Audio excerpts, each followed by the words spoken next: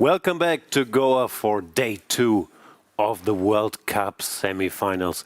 I'm Jan Gustafsson, joined, as always, by Grandmaster Peter Leko. We had 2 draws yesterday. Wei Yi got into mild trouble with the white pieces, but calculated his way out against Andrey Esipenko, while the all-Uzbek clash, Yakubboev versus Sindarov, was a bit of an uneven affair, but the outcome never seemed that much in doubt. Now today, whoever wins makes it to the finals and makes it to the candidates directly. Peter, the stakes have never been higher. What can we expect from today? Yeah, hello Jan, welcome everyone. Definitely, and I also feel that there is something in the air. There is so much humidity. I was sweating just coming to the studio. Well, that also sets the tone for the players. Yeah, as you said, stakes are extremely high, and when suddenly the weather is changing as well on the day when you are playing your most critical game, that's kind of an extra challenge. Do you think they noticed? For sure, absolutely. Yeah, it's going to be rough. Do you think we'll see 2 tiebreaks? Anybody going to win today?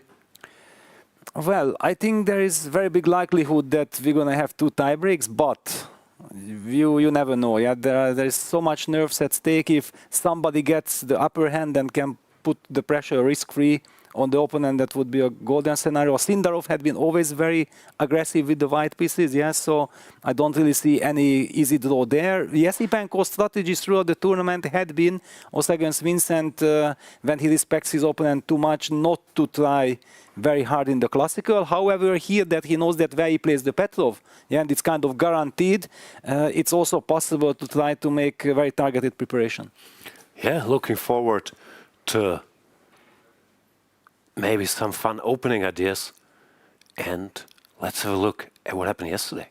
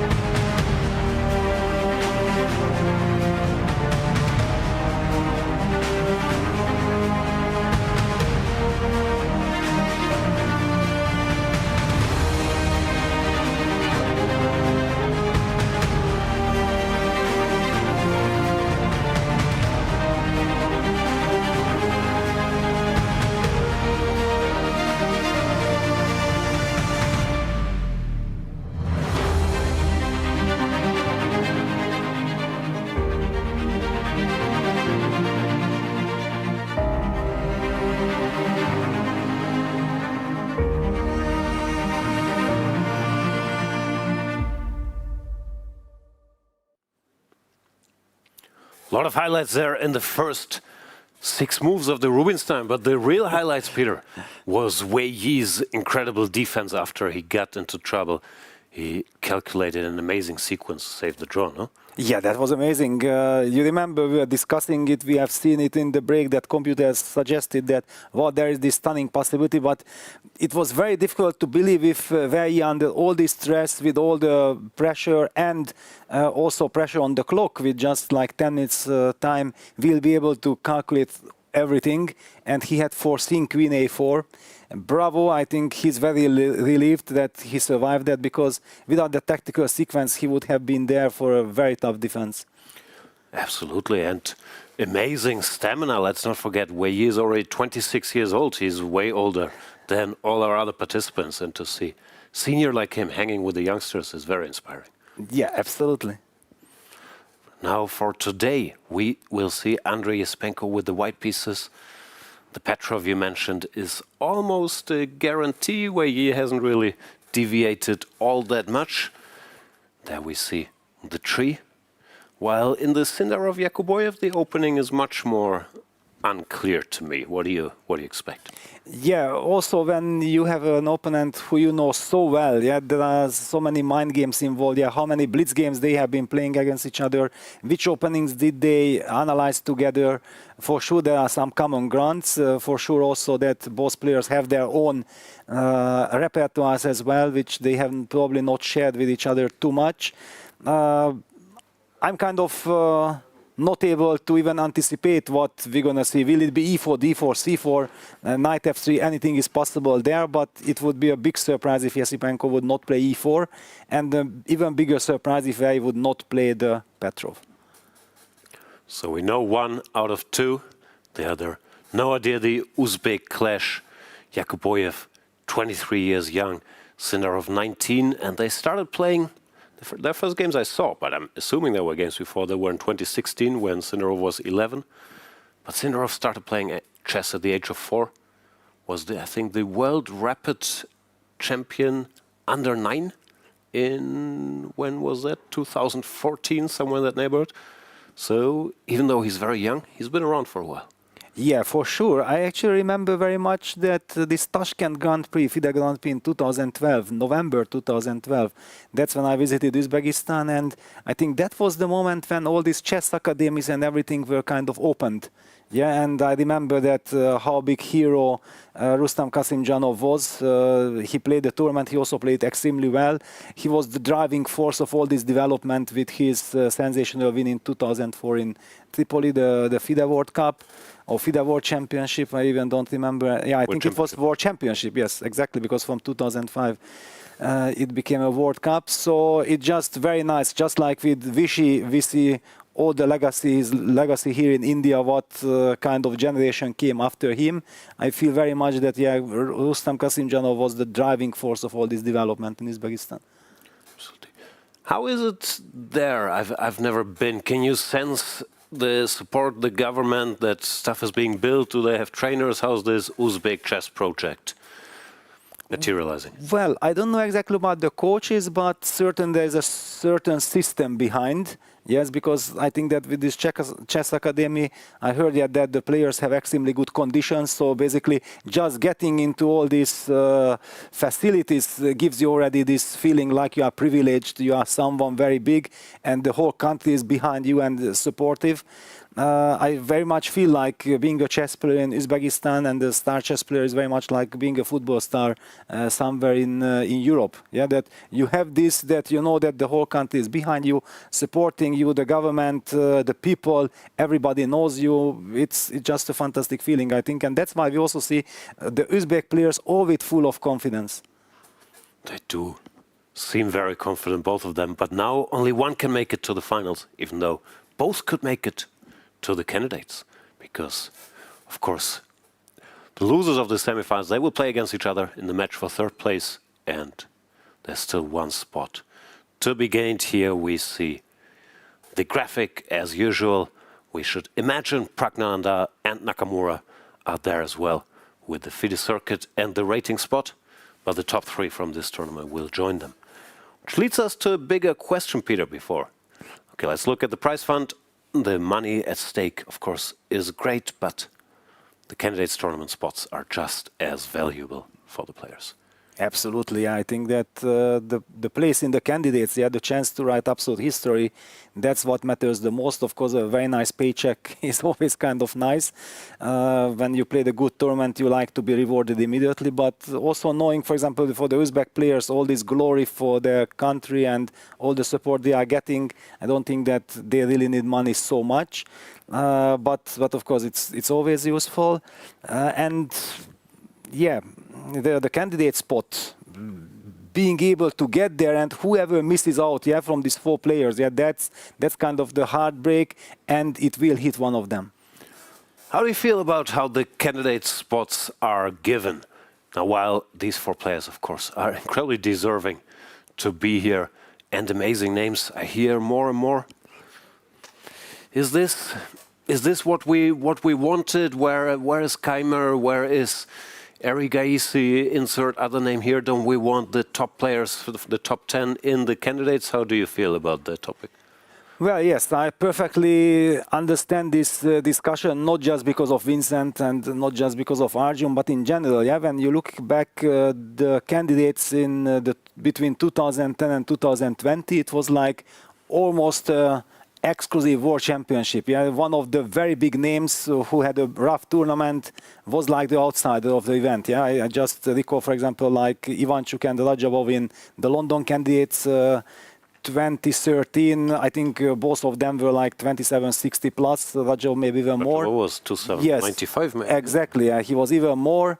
Then later in Moscow, Topalov had a rough event. He was suffering there big time. Then later, 2018, Aronyan, who definitely was one of the favorites prior to the event, he was at the bottom. It just goes to show that what kind of incredible field it was. Yeah, and of course the chess world is missing this. Yeah, we always want to see the very best players.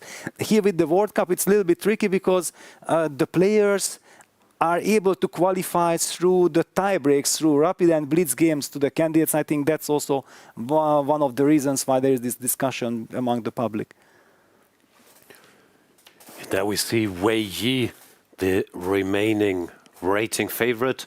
We've had a small poll and people seem to expect Wei Yi to be the first to make it to the finals, which I was a bit surprised by, because I would always pick whoever is white today. Especially since we have Sindarov with white, who's a rating favorite. Do you think Wei Yi has a chance with black today? No. Okay, everybody has a chance, but it would be very surprising. Yeah, I also don't see Wei Yi qualifying today. Yeah, he might win, but we have also seen from Esipenko that actually he is so happy with the rapid tie breaks. He's just feeling at home there. In my mind, this Esipenko-Wei Yi match is still a 50-50. Match, absolutely. And I also don't think that Wei Yi would love to be a favorite in this match, because whoever feels like the favorite, that adds additional pressure, and there is enough pressure anyway. Yeah, Wei Yi, should he stick to his guns today, play the Petrov? We've seen him win games with it against Arjun just right now on the tiebreak. But I believe Andrey will also be looking for a way maybe to ask a question, but to be as safe as you can be in this high-stakes spot. There he is, Andrey Esipenko, arriving at the board, adjusting his pieces. Do you say adjusting when you adjust them before the game? No. No. But it's a ritual, I think, for all the good players, and I think for everyone who doesn't do it, I encourage them to do it. Yeah, just jadub your pieces the way how you like them. It also, yeah. How do you put your knights? Facing each other or facing forward? I feel that's a big character test always. Yes, I don't like to be too aggressive. I don't make my knights look forward. I like to look them into the center. Yeah. And there you can see, Esipenko does the same. Yes. And Wei Yi's knights pointed forward. Yeah, Wei Yi has some aggressive soul. After all, he's very humble, he's very nice in the interviews, but we have seen also yesterday with Bishop takes a6, he's just looking for those chances to strike. We should explain in chess, when it's your move during the game, you can adjust your piece if you feel they're slightly misplaced, but you have to say something. And commonly, what do you say? Do you say adjusting or do you say jadub? I say jadub. Jadub, yeah. The French way. Yes. That's the official way. FIDE World Cup 2025. We have a special guest to play first ceremonial move today. We have with us Mr. Sanjay Divar, IRS Additional Commissioner, Income Tax at Government of India, as well as Mrs. Bhagyeshri-Dilare of IAS, Chief Electoral Officer for the Election Commission of Nagaland State. Please make the first move on the board, Andrey Esipenko against Wei Yi.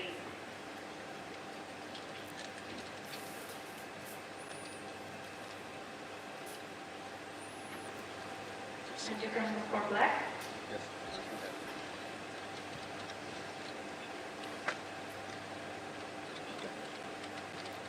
No surprises even with the ceremonial move. E4, E5 played. The players know that there are no secrets, no surprises here. Thank you very much. Oh, water bottle surprise.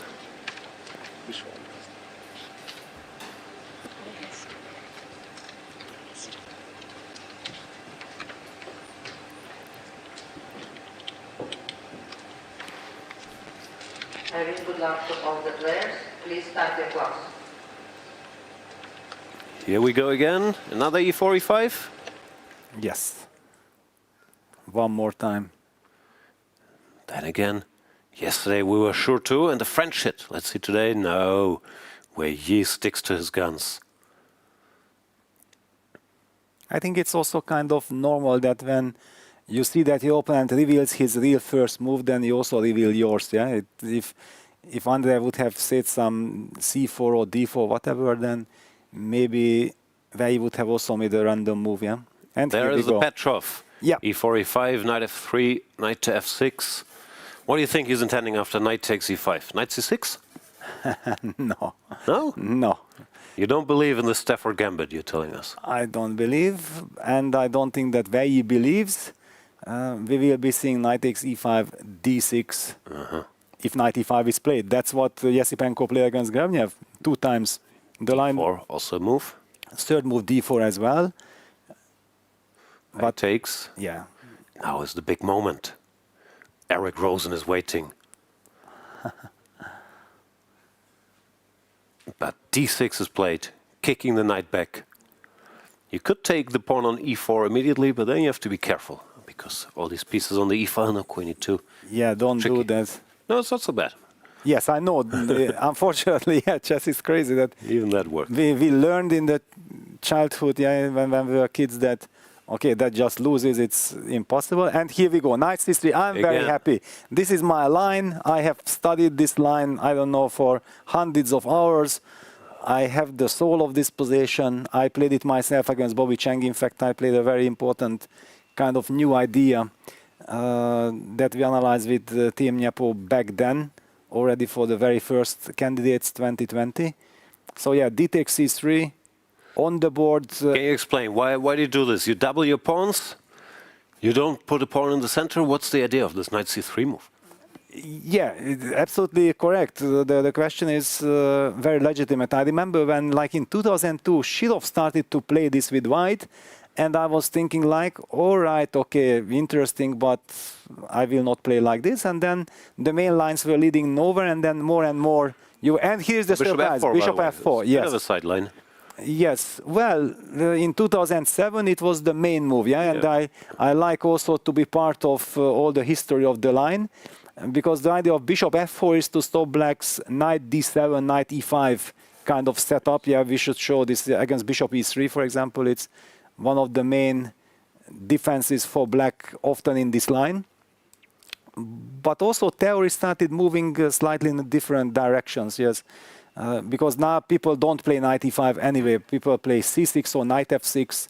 And those are the most solid lines. Knight f6 is the move that was featured in my game with Bobby Cheng. But bishop f4 leads to a slightly different game. Also, one could argue that once white plays bishop f4, then black can also now switch to the old conservative line that the Chinese players were playing with knight c6, bishop e6, queen d7. Yeah, which is a very solid line actually also after bishop e3, but there white asked a couple of questions. I managed to win quite a number of games with different move order ideas. But against bishop f4, because if you make, let's make some moves, yeah, if Wei is not taking his time. So let's just compare. If I play knight c6, bishop e6, I just want to show the difference. Yeah, queen d2, bishop e6, long castles, example, queen d7. And here the bishop on f4 compared to e3 is a huge difference, because here white will definitely have to rely on this knight g5 idea, trying to get the pair of bishops. Because in the other position, with the bishop on e3, let's now go to the other position with bishop on e3, please. Yes, then, no, yeah, this one, yeah, exactly. So this queen d7. Now the point is that whenever, if black castles next move, then white has this very nasty knight d4 move with double attack on, actually after trade on g7 and a7. And then we see that this bishop on e3 is wonderfully placed. So usually black loses some time for a6, or bishop f6 makes a preparatory move in order to stop this knight d4 idea. And with the bishop on f4, I think black's position is safer. So now that Wei is taking his time, it could very be that he actually switches to knight c6, which Wang Yu I used to play. I had a game against him in Tromsø, this legendary game at the Olympiad, the only game the whole Chinese national team lost. It was featured in this variation. Also here, for example, yeah, if you play king b8, even if you play king b8, just to highlight that if you take on g7, then the bishop on f4 is kind of a hanging piece after bishop takes a2, king a2, queen a4 check. Yeah, so there are so many drawbacks. White is not supposed to play in this direction if he puts the bishop on f4. Wei Yi taking a moment here. Of course, he's seen this move. This is not unknown at all, but maybe didn't expect it for today. And he's taking a while to think it through. It's always easy to say, why didn't he expect this once players are thinking? Andrey played knight c3, but okay, probably was focused on bishop e3. Yes, there are so many questions you can analyze really for many, many hours. Basically, the more you look, the more you discover, the more move orders appear that even this is possible, that is possible for white and for black. It's a very rich kind of position. But now after bishop f4, if black castles, let's just say that what was back then in 2007, I remember Svidler and Kramnik were debating this position, and Motilov was one of the experts, being the second of Svidler, and white plays queen d2, black played knight d7, long castle, knight c5.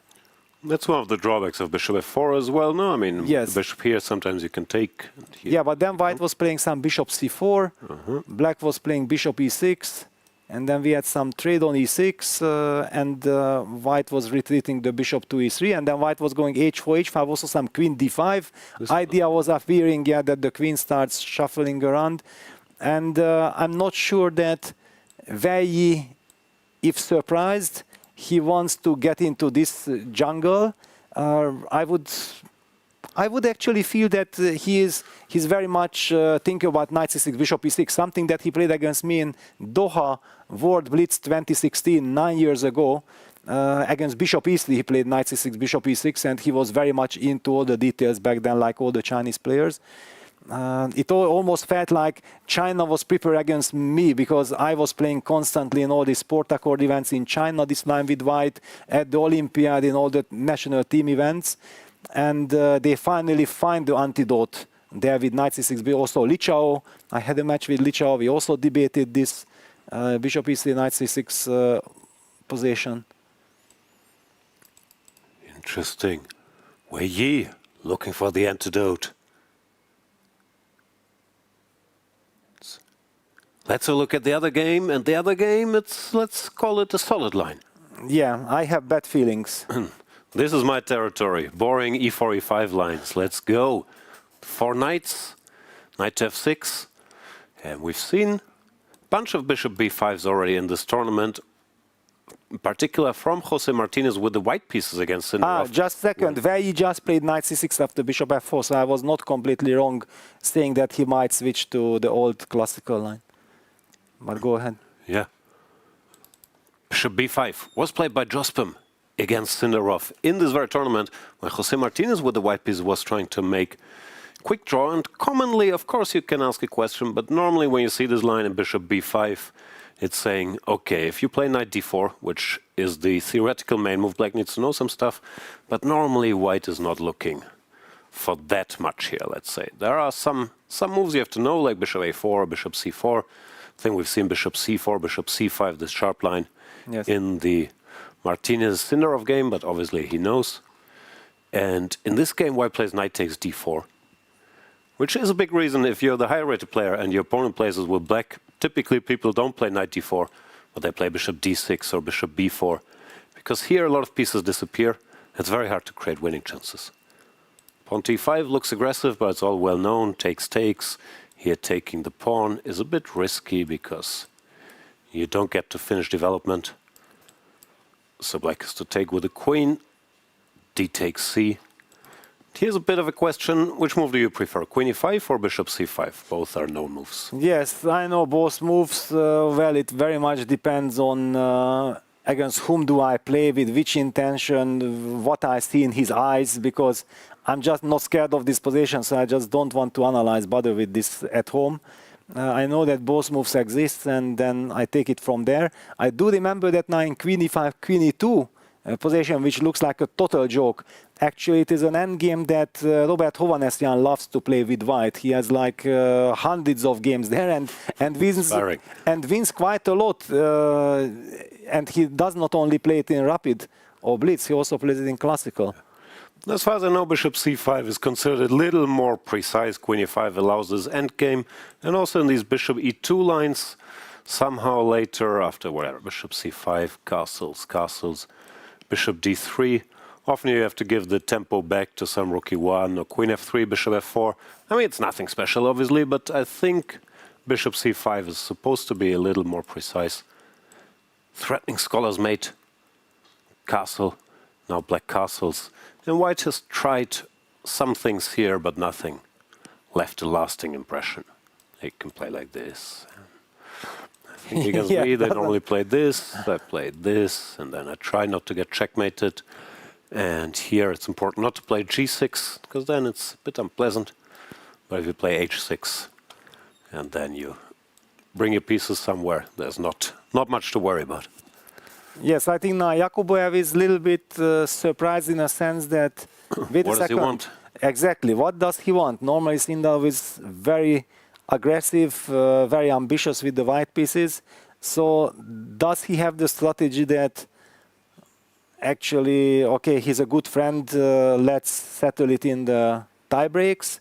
Is that his thought process? This is what Yakubboev is also trying to understand, or he has some specific small hidden idea that he wants to lure Yakubboev into complete safety, like, okay, you remember what happened in the Wei Yi game against Sam Sevian, yeah? In this totally harmless, actually also this four knights possession, he just blundered the pawn and got eliminated.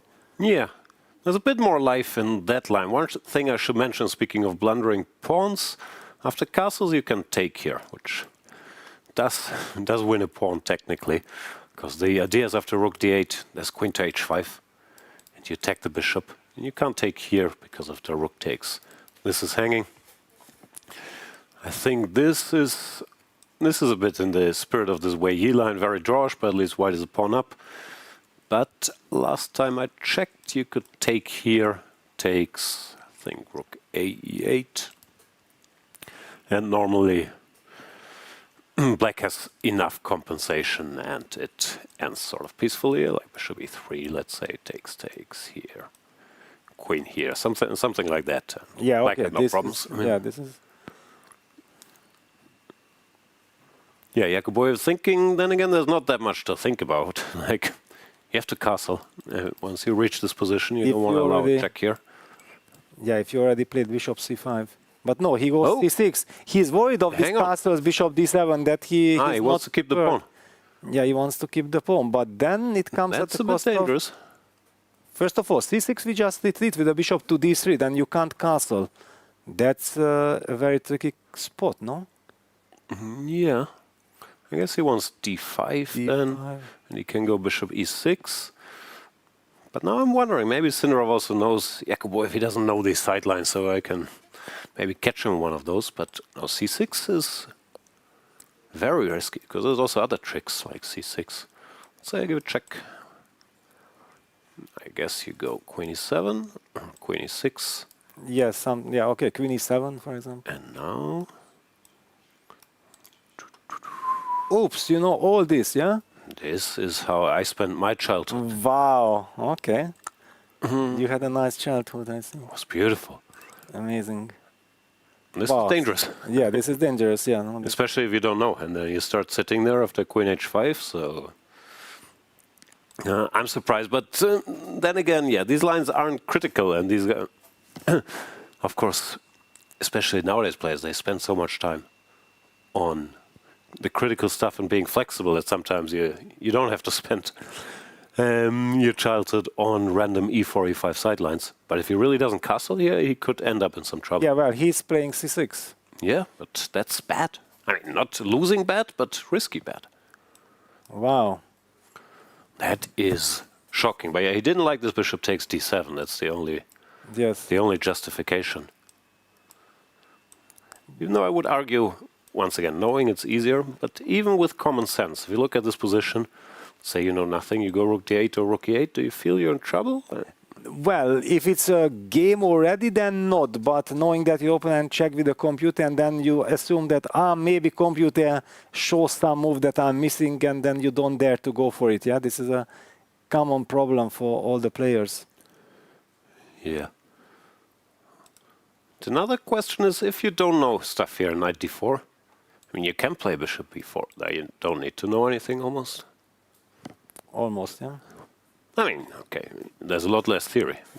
You castle, take on c3, go d6. But okay, let's see how this goes. Sindarov will be surprised as well. Yes, he is. Because there's nothing in this line. I mean, he probably was trying to say, okay, my old friend, we will blitz out some moves here. We will shake hands, play tie breaks.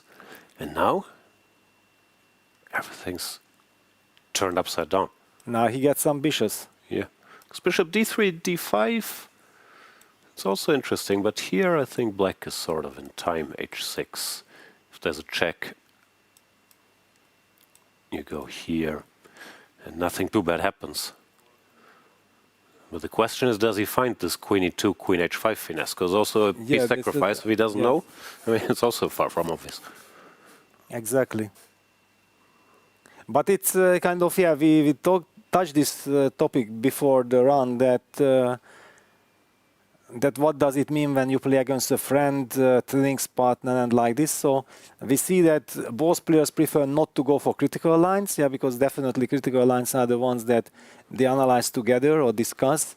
But it seems so far that always Sindarov is the one who managed to surprise Yakubboev. Yeah, also yesterday Yakubboev spent a lot of time at the beginning. But now the big question after c6 that if Sindarov doesn't know, does he take the time, or will he just think like, okay, bishop d3 is the routine move, probably definitely that's the move, so I will make it. Also, it looked like his game plan was to be super solid at least, while queen e2, queen h5, I mean, it's a piece sacrifice, so it wouldn't really fit. And this you can blitz out, you know, you never worse. Castles doesn't work because of queen h5. And after this move, okay, you can do anything. I mean, if you wanna be solid, even these positions. Sometimes people try to play a bit with white. I mean, but it's not very serious. But can you imagine what goes through the players? Yeah, that players' minds. This is an innocent line, and Sindarov is thinking like, wait a second, I decide to be solid. But why on earth didn't I just check for like 20 seconds with the computer what happens after c6, yeah? Yeah, that's and maybe it would guarantee your spot in the candidates, yeah? Because it gives you the chance then you blitz out queen e2, exactly. queen h5 here, I mean, it's already huge. Because we know that Yakubboev is not in the position at all, and then he would just probably mentally completely collapse that against a completely harmless line, he managed to fall into the only serious trap, yeah, which exists. But now that Yakubboev doesn't know and he's taking his time, we assume he doesn't know, then the chances of Yakubboev surviving the opening stage has certainly increased.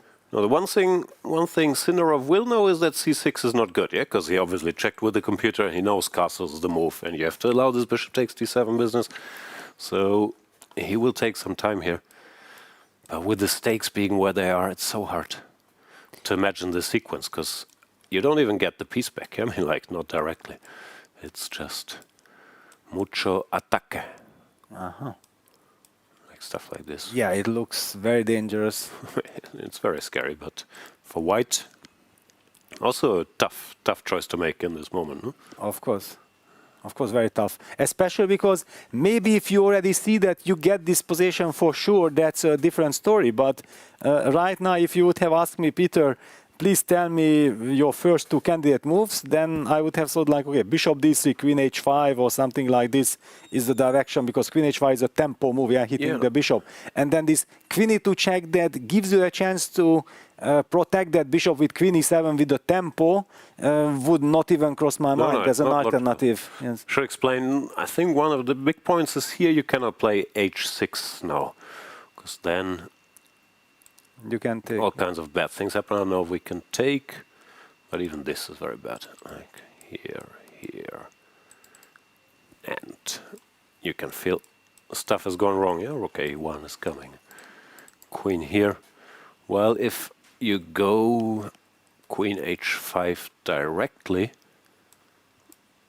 now black can stabilize with d5 or maybe even d6. d5, bishop d3, h6. I think we looked at this, and here there's nothing. But wait a second, just to make more fun, after d5, if I take queen takes d5, Which position, sorry? Yes, after queen h5, d5. Just because it's such a picturesque position, let me take queen d5. And it is bad because of? I don't know if it's bad. It's cute. It just shows that how much destruction you get when you don't know the position. Yes, probably it loses, it's bad, but yeah, you certainly start calculating these things, and then it's so easy to miss queen e2. But talking about Sindarov, can we imagine, and we see Yakubboev walking there around, that what if, because how often it is that you make up your mind because, okay, castles, bishop takes d7, I don't like it, let me play c6, and I will play this position, how dangerous can it be? And then all of a sudden, while you are walking, you realize that, wait a second, what do I do after queen e2? I completely missed this move. And now he's trying to show poker face, like everything is okay, I know what I'm doing, it's a solid position with c6, but deep inside he's maybe now just boiling because of this queen e2, queen h5 discovery. If he spotted it, yeah, maybe. It can easily be. So often, yeah, when you start walking around, you automatically, wait a second, how could I have missed it? What happens after queen e2, queen h5? I'm just showing the other line here with castles instead of c6, but the position we have on the board is the one after c6, which is a dramatic moment. After queen e2, queen e7, queen h5, best black can do is castles, bishop d3 and g6.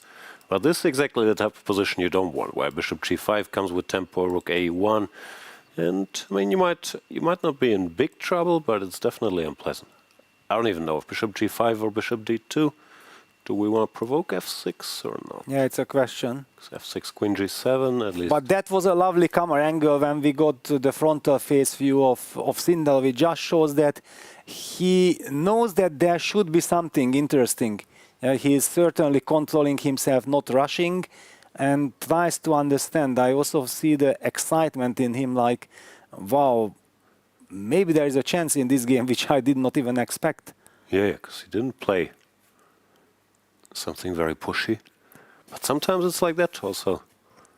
I remember in the World Championship match, Carlsen against Nepomniachtchi, when Carlsen played the most harmless line against the Petrov, some d4 with knight d2, takes, and then Nepomniachtchi played an inaccuracy, which you could punish, actually a similar position to this, but yet to be sort of precise to punish and calculate, and Magnus finally didn't manage. So sometimes your surprise works, but you didn't check the quote-unquote bad moves, and then it's still very tricky to calculate. Exactly. Yeah, because those moves are normally punished with some incredible computer precision. Yeah, they are never easy. Especially these symmetrical kind of positions are so difficult to humans because for us it just looks like a symmetrical position. It's also very hard to believe that we can pose any problems. But when computer suddenly says that, wait a second, yes, it's everywhere, it's 0-0, there's absolutely nothing happening, but if you find this and that moves, then you might get actually a 0-50, and 0-50 almost feels like a win already in such positions. So in these positions, if it's not completely equal, you feel like you're under tremendous pressure. Like I've played all this in Blitz, and sometimes you mix up the move orders, or you play g6 instead of f6, and this type of position, I'm already sitting there wondering, what have I done wrong? Why is it not completely equal? And then it's very hard to play.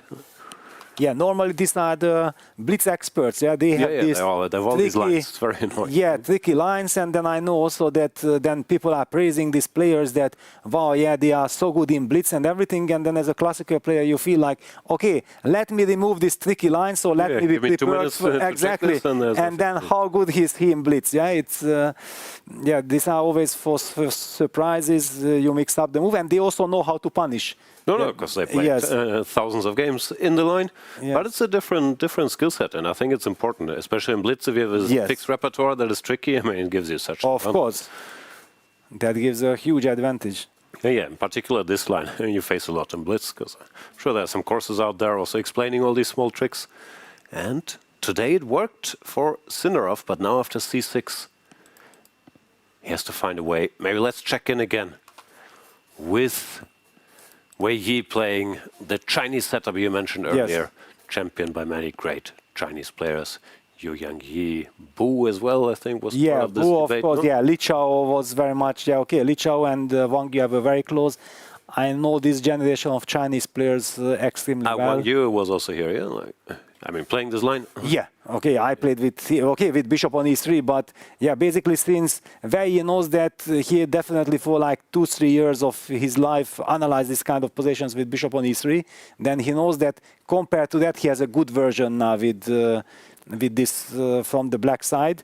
The big question will be that if white is able to get these two bishops with knight g5, because usually with bishop e3, I remember that very often black had the possibility to go bishop f5, and I'm not exactly familiar because I never played bishop f4, that what are the differences that probably I guess knight g5 is met by bishop f5 still here. And another, yeah, bishop c4, then you have to castle short. And that already explains that, yes, that if you don't know exactly where does this lead, then you don't want to do that. Yeah. But one very important strategical moment about all these knight g5 positions. So if black takes bishop takes g5, yeah, I just want to say, like, for example, after f6, which is a very typical move, bishop e3, black plays the move long castles.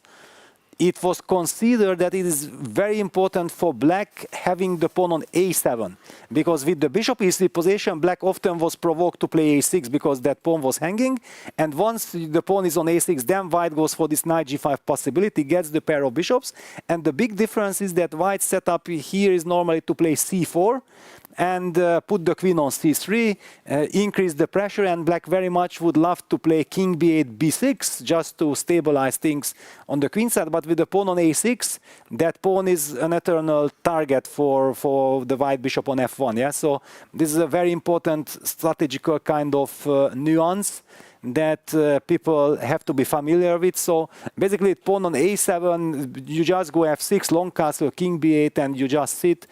And normally people are quite happy with this. They just hold this position. Yeah, I've seen a bunch of games. I'm not sure if I had this move order where black. Yeah, rook I think h8. you also had games like queen f7 and the rooks Exactly. double, some h5 at some point. Yeah, I rook mean, white has d8. the two bishops, but it's very little. No? Yeah, very little, yes. Normally, sometimes, because there was the question that what is the best way for white to treat this position, that as very often, yeah, this was the way how Tigran Petrosyan, the legendary world champion, was saying that in positions which are strategical, you have to try to think about which pieces you want to trade, yeah? And in this case, it's obvious that you want to keep the pair of bishops, but the big question is, do we prefer to play with pair of rooks? Should we trade one pair of rooks, or should we trade both and then try to play the endgame? Yeah, this is the question that I was always trying to answer for myself with mixed results. I'm wondering, this knight g5, is it the only idea here? Because there are some other plans in these positions, no? Like b3, king b2. I've also seen you do not in this position, I know. Yeah, but with bishop on e3, yes, because b3 is usually a waiting move. Okay, then let's wait. We can go back here if we need to. Yeah, but no, this is harmless. This is completely harmless. Now black gets a very good version of everything. This bishop on f4 is misplaced. Besides, b3's idea was very often that you save the king b1 move.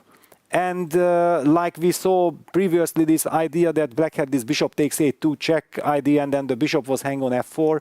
This very often was kind of the motive that you need both king b1. Well, you can argue you need both king b1, b3, but you can try to just make one move with b3 and save king b1 altogether. Or you have king b1, a3.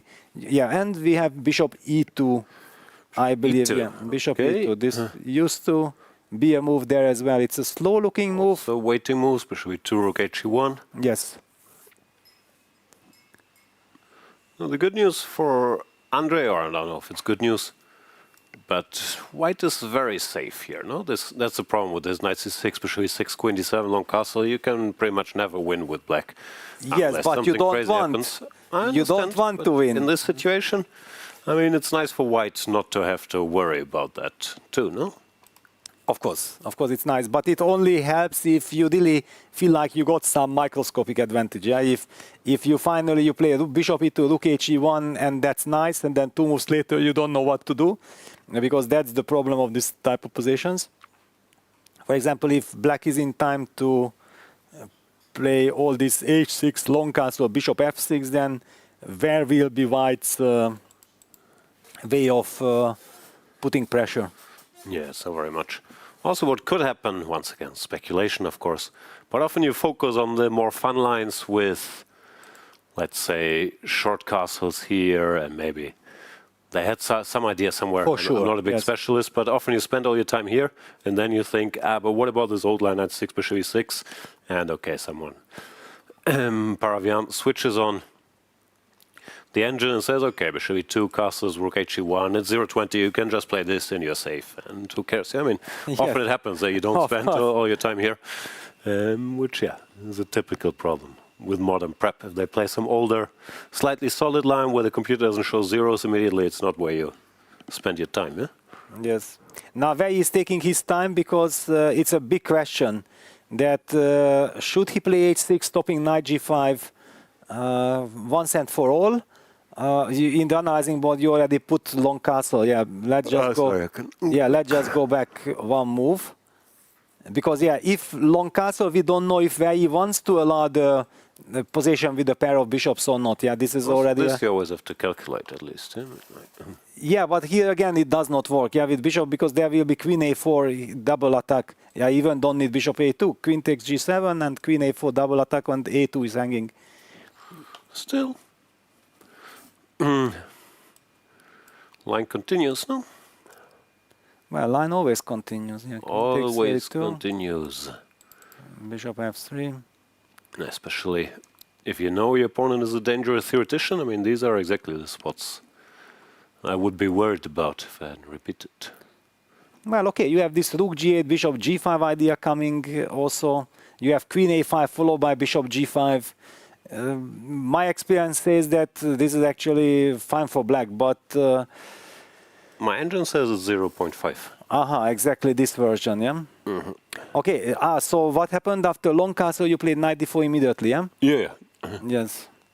Yeah, even with the... because with the bishop on e3, you were not supposed to... You were wasting time for bishop f6, then you were wasting time for another move. I mean, I'm sure there's a way to solve it. Just, yeah, he has to be very careful about where the trick could come, no? Exactly. And generally, I thought here, bishop f4, you also had time to go h6, bishop f6 not committing, and then after... I mean, I've hardly spent any time here, but here sometimes you can castle kingside. Yeah, here you can even castle kingside. Yeah, but basically knight d4 is anyway is a move that you want to use after long castle, yeah? Yeah. This is typically the idea. Yeah, well, that's why if you wait for a move... But okay, so h6, rook he1, and then you still have to play bishop f6, or... I would guess so, yeah. I mean, there's knight d4. Business is still there. Once again, we could check move by move. I'm not sure what's going on here. Yeah, because knight takes c5, for example, you cannot take anymore on g7 because rook dg8 traps the queen. Yeah, that's also a typical what's going on? idea. Now with the pawn here, it's a bit different. But c5 is also strategically a little bit risky, so you have to also reckon with that what happens if white just retreats, but then a question suddenly that, yeah, all these queen a4s and d5s, where do they lead? Yeah. No, apparently this is precise. I recall having seen something very similar, but all these lines. Yeah, with bishop, there was this very famous Karyakin-Caruana game from the Berlin candidates from 2018 when he played a3 move. Yeah, got some pressure in the structure. And I even remember the press conference, because the press conference was interesting, that Karyakin was saying that actually this a3 move he analyzed a lot with Kasim Janov, who was then at that moment already for quite some years the second of Caruana. And I felt like it was kind of extra pressure added for as a commentary, yeah, that I analyze this position with your second, you know, why you were not more into the details, yeah. Wei Yi looks worried, taking quite some time here. I mean, it's so easy to repertoire shame, but let's do it again. He plays the Petrov exclusively. Knight c3 is one of the main moves. Okay, bishop f4, I understand, is not the main move, but it's a serious big line. Why doesn't he know this? Well, yes, because probably he knows that it's kind of harmless. And in his files, it is harmless. The only problem is that when you are not expecting the harmless line that you considered harmless and you haven't checked it, then you automatically assume that maybe your opponent finds something somewhere. And because of this, you tend then to move to something solid, which you know that, okay, this I can play, but these positions are very tricky and you have to spend time, since maybe Wei Yi hadn't analyzed this position the last 5-6 years. Yeah, it was very famous between 2012 and 2016-17, and then this whole knight c6 business disappeared. Yeah, I know. Just nowadays, with especially if you have one repertoire as a world-class player with black, he's repeating this bishop e3, bishop f4 before every other black game almost. No, so I'm slightly surprised. But okay, that's also what makes Andrey and his second very good, that they have a good feel for where they can, like, catch people a little bit off guard. Exactly. We talk about this all the time, that in modern chess there are no more ways to get an advantage, because if you play the best moves and the opponent plays the best moves, automatically the game will be drawn. So sometimes not making the best move, but a surprising move where you find something interesting is, practically speaking, so much more dangerous. You have to, especially in stuff like the Petrov. If you play the first computer line, your opponent will also play the first computer line, and you go home. Yeah, but chess, fortunately, is so big that it almost never happens. But yeah, the art of asking a question, theoreticians like Andrey are particularly good at. All right, Wei Yi taking long break. How is the Uzbek clash? What happened after c6? Well, nothing also happened, nothing. yes. Sindarov? Well, credit to him here. I think it's actually cool that he's thinking, Exactly. because he senses this is the moment, and if I make one wrong move, it's probably a draw.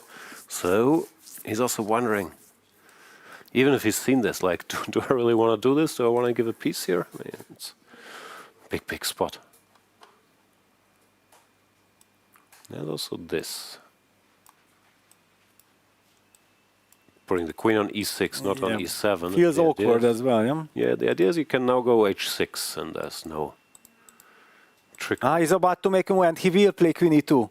Wow, Look good. at this. He's so good. His hand is for a small move. Yeah, didn't look queen h5-ish. Yes, that is queen e2. And Yakubboev comes to add some extra pressure. Happens very often. No, someone wants to make a move, opponent comes back to the board, and then they think for another 5 minutes. Oh, now the guy is here watching me. Let me think it through again.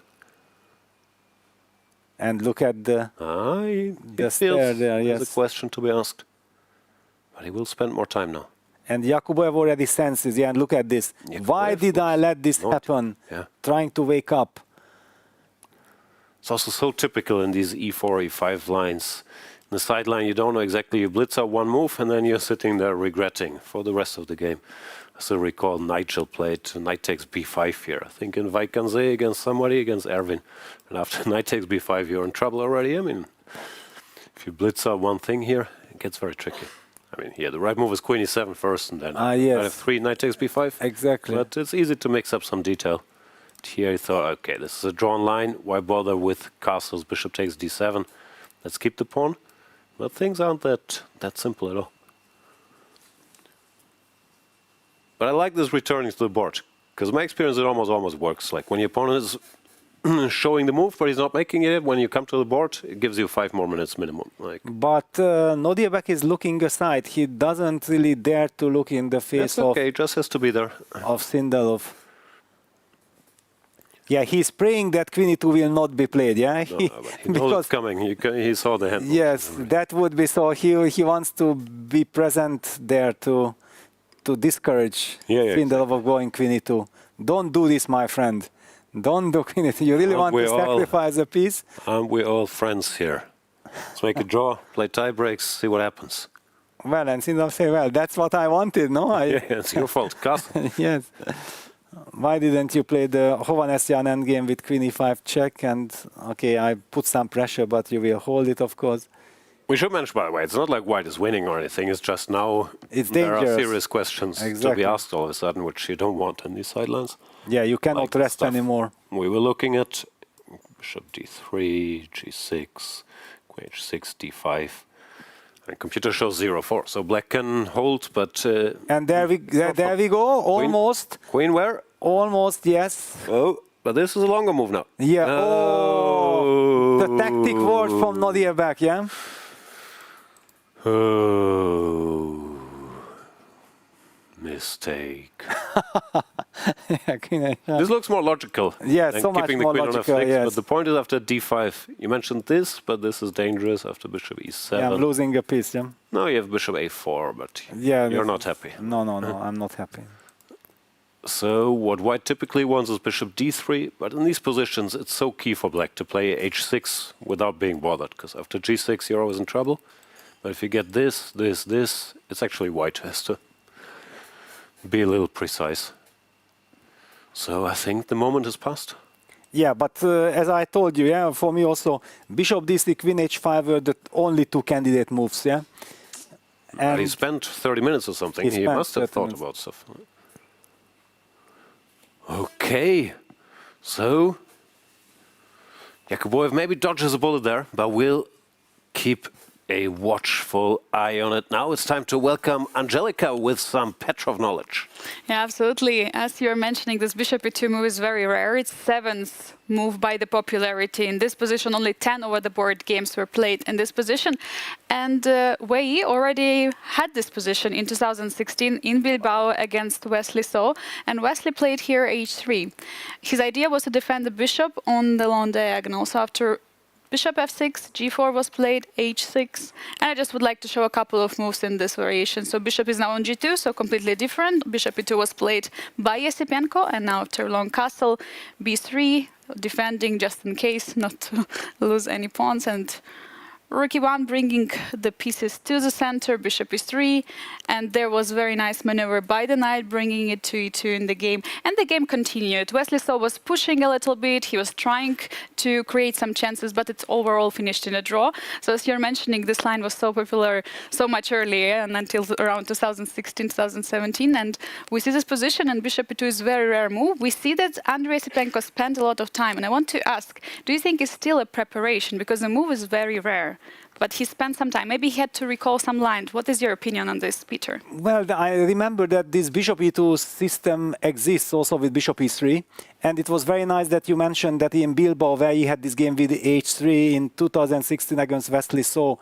And the reason why I'm saying it, because h3 became popular after I used it in 2015 in my match against Li Chao with the bishop e3 setup.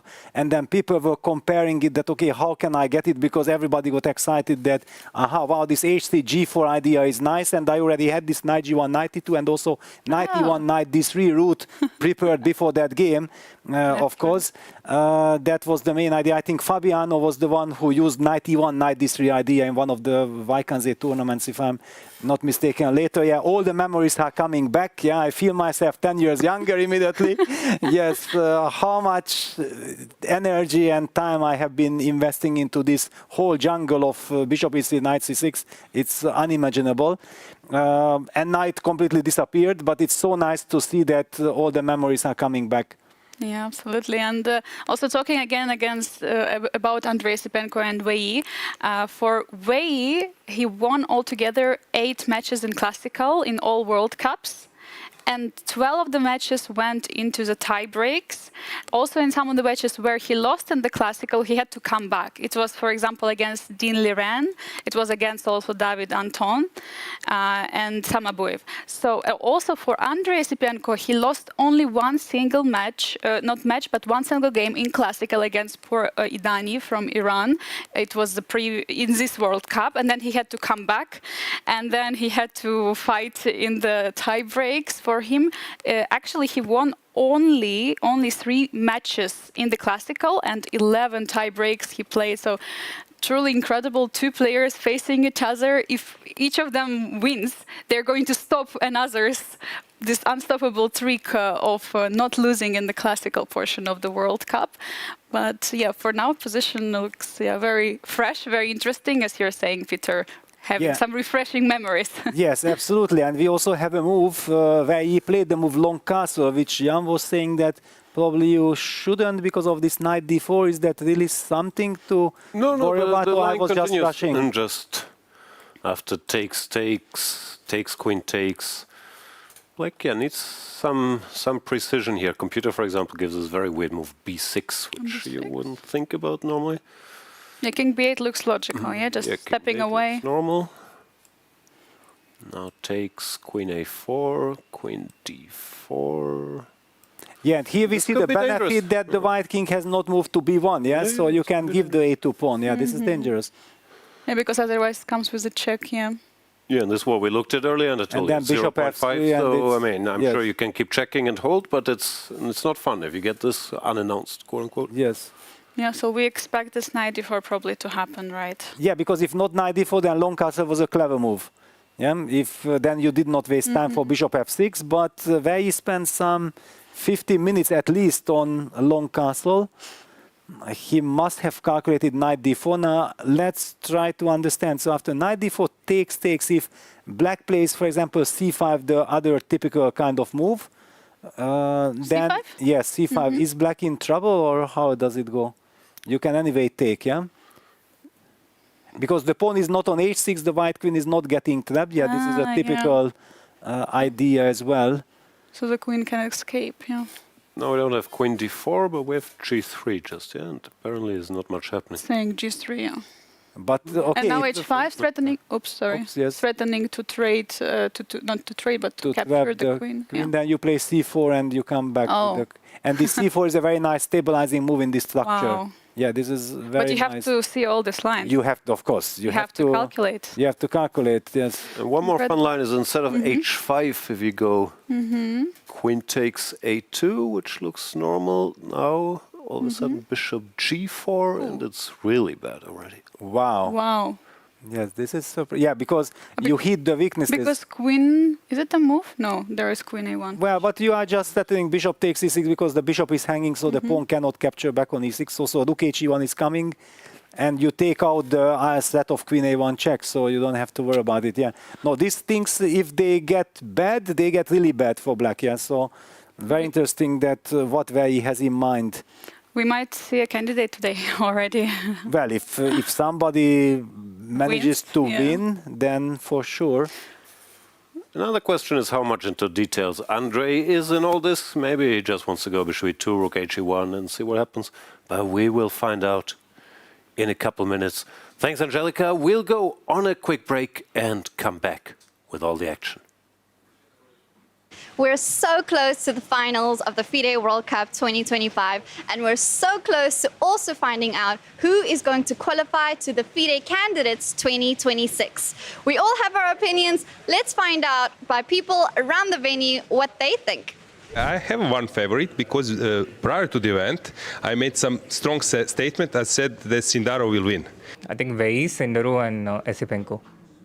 No one is safe. We learned it already here at the World Cup. No, it's really because whoever also you try to put him in a favorite role, that will be the additional pressure, and probably that's why he will be the one who will lose for sure the next round. No, those kind of things, I'm not falling for this trap anymore that there are any favorites here. Whatever, Wei Yi certainly looked good so far, but also Esipenko with all his, this incredible calmness, how he handled all these tie breaks. Yeah, he was involved in some crazy tie breaks. How can I even think like somebody is more favored than someone else? Well, I think that Wei Yi and Sindarov are two very strong candidates. I expect this to be the final. And then for the third place, it will be fight Nodirbek against Esipenko. Out of them, it's very tough to say. But I think it's going to be Wei Yi, Sindarov and Esipenko, three candidates. Normally I'm the worst in predictions, but this time I will say that it will be Sindarov and Wei Yi. Like Wei Yi, the Chinese number one. I have a feeling that Wei Yi, Sindarov and Yakubboev will make it through to the candidates. That's my feeling. That's a popular feeling, by the way. I agree with him, 100%. Well, we know one Uzbek will definitely be through, and I think that's going to be Sindarov. I'll go with Sindarov, Wei Yi, and Esipenko going through. I agree with Tanya. Okay. Agree with them. I think Yakubboev unfortunately might not make it. So there you have it. There are obviously clear favorites, but anything can happen. Now it's your turn. Who are you rooting for to qualify to the FIDE Candidates 2026? The most prestigious tournament in chess has come to India, the home of chess. अरे यार अरे क्यों चाल्यो घोड़ो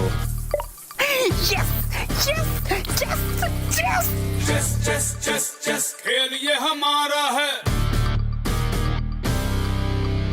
आओ दुनिया वालों ये welcome तुम्हारा है। अपना गेम भारी है, हैंडशेक की बारी है, अब इंडिया बोलेगा। It's your move, it's your move, Goa कर रहा है wait. It's your move, come don't be late। It's your move, ए तो कोई खोर। चतुरंग के सारे रंग सदियों से हैं अपने संग। शतरंज बिछता है हर आंगन, विश्व को दिया हमने विश्वनाथन। डंका बजा है, गोवा सजा है, खेल जमेगा खूब। It's your move, हो न जाए checkmate. It's your move, check में भी होगा just. It's your move, Goa कर रहा है wait. It's your move, come don't be late। It's your move, esto todo। It's your move, एक दो ढाई। It's your move, it's your move, it's your move, it's your move, it's your move। The FIDE World Cup 2025, starting from 31st October to 27th November in Goa, India. It's your move. Chess is evolving. Classical, Rapid, and Blitz championships stand strong. Now we add something new. Norway Chess presents the first FIDE recognized combined world title. Fast Classic, Rapid, and Blitz. All three in one championship. Part of the Total Chess World Championship Tour. Players will qualify through rating, FIDE tournaments, and other tournaments. Elite competitors travel across continents. Only the best advance. Fast Classic demands strategic depth under time constraints. Rapid tests your calculation speed. Blitz relies on pure intuition. One combined champion. Golden Knight for location winners. Golden Rook for the player with the highest tour points. Golden King for the ultimate victor. Plus candidates qualification. 2027 marks chess history. Follow every move at norwaychess.com. Be part of history.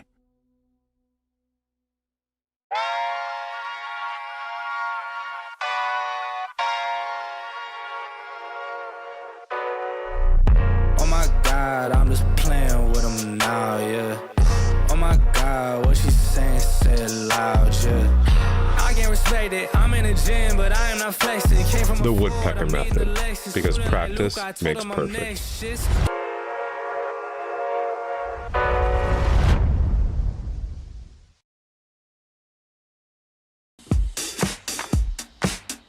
Goa, an adventure paradise like none other. From lush forests to rugged hills, from pristine ocean beach stretches to stunning lakes, there is something to explore in every corner of the state. And some adventures are wilder than others.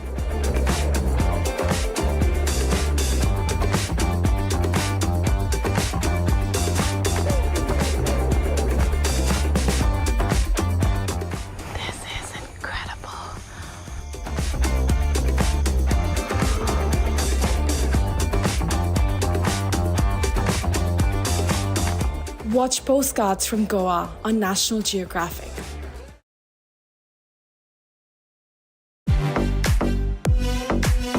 In December, the world turns to Doha, Qatar for chess at its fastest and fiercest.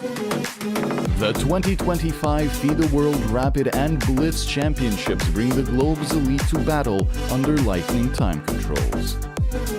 December 26th to December 30th, Rapid and Blitz formats designed to reward precision, courage, and creativity. In the heart of the Middle East, Doha offers more than a board, a world-class venue, a cultural backdrop, and a stage worthy of legends.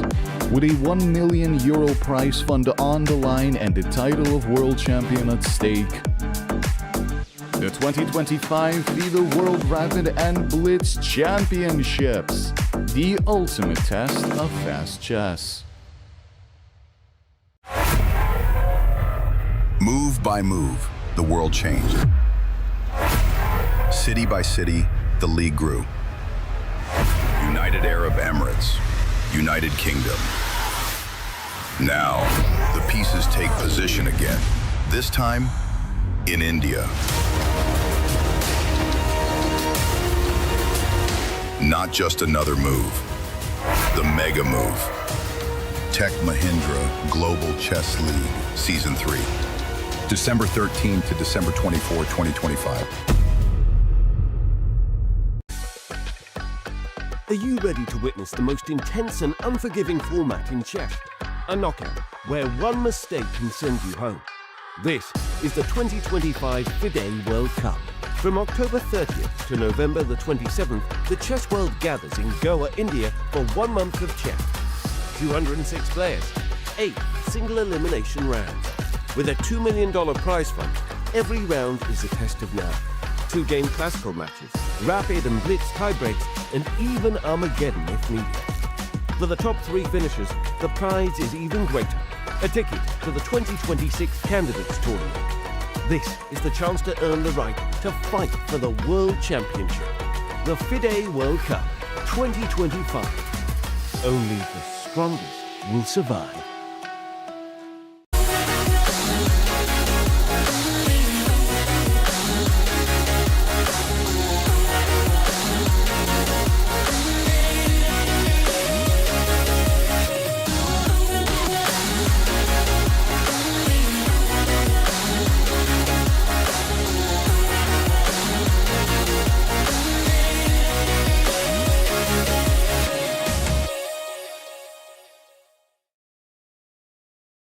Chess is evolving.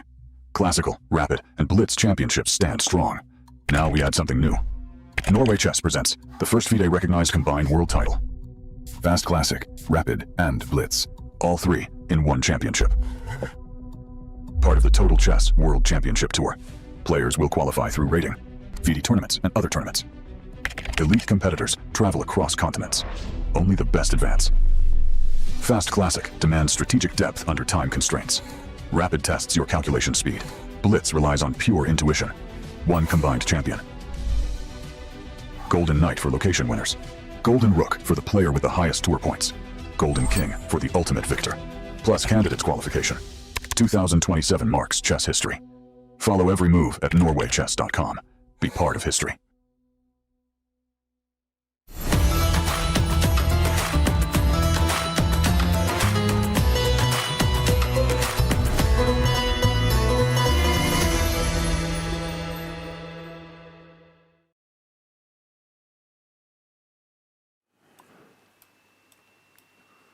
Here we go. We're on air. Apologies. I was checking some exciting Petrov lines in the Esipenko versus Wei Yi. Peter, what are the latest developments? Yes, so after knight g5, we got the thematic move bishop takes g5. That's the move that Wei Yi knows that he goes for this slightly worse position, but he also knows that thanks to his pawn on a7, he has a good version. He knows all the ideas. He also knows that he can afford to spend some time because this is a very technical kind of position. After he can speed up, he will have to decide rook d8, rook h8, which move rook first to put on e8. Yeah, so let's put the takes, f6, bishop e3. So that's we are talking about. It's a slow affair, rook d8, king b8, h5, you already highlighted. But because we will be probably dealing with these nuances in the next 2 hours, and that's why let's just revisit something that we discussed and why you were also missing the start of the show. Please, Jan, go and tell our viewers what you were analyzing. Well, first of all, we were talking earlier about the move knight to d4 here, which was interesting, or also rook he1. So White wasn't forced to go for this. And after knight g5, bishop g5 is the old school solution here, slightly worse, but solid.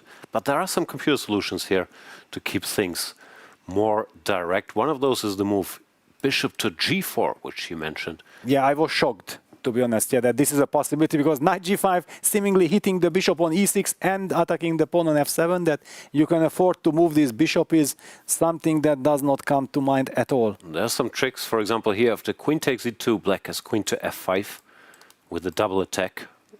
Once again, the bishop has some drawbacks here as well. Yeah, you see this bishop on f4 always is a hanging piece. Well, the line continues with some. Both sides take as much as they can, and in the end, g2 is hanging. Yeah. it is peaceful. There are other options after bishop g4, but apparently nothing too scary. f3, you go here. You keep your bishops. Another solution brought to you by Stockfish is the move h6 here, which looks stupid. We give this quote-unquote better bishop, and we spent the tempo. But after knight takes e6, queen takes e6, the pawn is hanging. White has to spend a move. Let's say king b1, and here the key idea is bishop to g5, getting rid of the two bishops. Also equalizing. And it goes to show both sides aren't heavily into details here. No, knight Absolutely c5 not, is yes. not the move to put pressure, like rook h1 and knight d4 are much more interesting. And Wei Yi, like this, he gets a position he knows, which, yeah, he probably played via a different move order already, and there are a lot of games. The plans are established, and so on and so forth, but he doesn't know the quote-unquote clean solution. Yeah, and all this move per move. And just one more time to show that how important this h6 is, so that black, instead of long castles, according to computer, could have been very precise with h6, stopping any kind of knight g5, so also getting ready for knight d4. So white sticks to rook he1 move. Now we castle long after rook he1. Now white doesn't have any other idea, only knight d4. So knight takes d4, queen takes d4 is a crucial moment. So we already established that now thanks to h6 we can play the move c5, which is very important. You queen take, yeah. The queen gets trapped. Then it gets trapped, and then the question was, but wait a second, we know this type of positions, like we mentioned this Karyakin Caruana game when the pawn was on a3 and bishop was on e3, that white was putting pressure. This is a slightly unpleasant position for black to defend, but here black again has a very nice tactical solution with queen a4 hitting the pawn on a2. White plays the move a3, says thank you very much, what do you want? And all of a sudden there is this beautiful little combination with queen takes f4, liquidating everything, and bishop g5 equalizing the game, and the draw can be agreed. Everything based on this h6 move, yeah, this small little finesse brings so many ideas into the position. Oof. So many nuances in this top level chess. I like it, I'll stick to the Stafford. And you checkmate your opponent, yes? You go h5. Like castle. Vamos, yeah? I go here. It's already bad news. I don't need all your h6 subtleties. Some small drawbacks, like if they play c3 here. Takes. Anyway, sorry, I'm getting a little off guard. The Stafford very popular, but it doesn't work move by move, of course. Yeah, of course. Okay, just giving a center pawn for this, it's a tricky line, but nothing more. Okay, so now it's gonna slow down a bit. Neither side is in particular danger, and I believe Wei Yi feels okay. I know it's 0-2 or something, but I know the plans, and I'm not gonna lose this position. Yeah, but Andrey also feels happy that I actually managed to get into a position where I can play a long game. I can try to squeeze something without any risk. And these positions are always like this, that we haven't really seen it in a classical game, I have to say, because I remember that I had it against Wang Yue. When we reached it, okay, my pawn was on a3, but I don't think that it changes so much. This one nuance, and in the rapid game I got really frustrated that he a tempo played all his moves. Yeah, all this rook d8, h5, king b8, bishop f5, rook e7, and I got fed up, yeah, because I was thinking like, should I trade rooks for a couple of minutes? Then I made a decision, he blitzed out his choice, and I was like 10 minutes behind on the clock, and I lost my interest for the game, and the game ended way faster draw than I would have liked. But in a classical game where time, you know, you have a lot of time. If your opponent blitzes out his moves, they do not have such an impact and influence. And by the way, Wei is taking his time, which might encourage Andrey that, wait a second, yes, this is supposed to be a classical tiny bit better position, risk-free, and I even have a big time advantage of, I don't know, almost 20 minutes, then let's get ambitious. We'll see. Looks like the best case scenario for all of us. It's going to be a long fight. It's going to be a draw. And then we get another long fight in the tiebreaks tomorrow. Here we see Andrey Esipenko, no stranger to tiebreaks, went to tiebreaks. Every match other than his Abbasov encounter, no? Yes. By the way, Abbasov, you might think, okay, sort of warm up to 0. This is a guy who qualified for the candidates, the last candidates. He finished 4th in this very event. Yeah, in Baku, yeah, he had this sensational event, a great run. Also for the 3rd place match, that was a hell of a fight against Fabi. Yeah. I remember he took the lead. Won this game in the Catalan, yes. Fabi had to hang in there. Yes. All right, Wei Yi taking his time. What's happening in our other matchup? So some strange things happen. Yeah, well, there I give you the chance to explain everything because I feel that you are so much more into all the details. Now I'm also out of book after c6, queen h5, but Yakubboev played d6, not d5. He's trying to be careful now, no more tricks. Maybe he wasn't sure about this line. Exactly. d5, queen takes d5, and bishop e7, bishop a4. White keeps the extra pawn. Compi is happy for black here with some sick moves as usual. Some a5, b5, a4 ideas. But he decided not to go for this, went for d6, bishop d3, logically enough, the bishop goes away, black cannot castle, h6, always a key move, this is what we were talking about, if black gets h6 and the bishop out, can castle, he's normally fine. And now bishop e3, very direct attempt by Sindarov, he's hoping for some tricks like takes, queen goes away and rook takes f7, but of course this gift he will not be given. So after bishop e3, by the way, not the computer's preferred solution. Computer wants to go bishop d2 and play some kind of moves, but black is in no particular trouble. Like something like this is computer business. But bishop e3 was played, more direct. Black goes g6. Normally you don't want to play g6, but here after bishop e3 the situation is a bit special. The queen had to go all the way back. And now, what does black want to do? Yeah, it's a big because you can't castle due to bishop takes h6, so I'm kind of encouraged to look in the bishop takes e3 direction, because now I don't think that f takes e3 is serious anymore, so you have to play queen takes e3, and I would love to play king f8, the Karpovian kind of king f8, king g7, and say that with this queen on f6 covering all the dark squares, what is my problem? Looks fairly safe. Also, I think he's more or less not forced, but he should go for this because bishop e6, you still can't castle anywhere. Exactly. Play whatever. Rook a1. Also some f4, f5. Yeah, no, it's f5 is there. So no real point in doing this.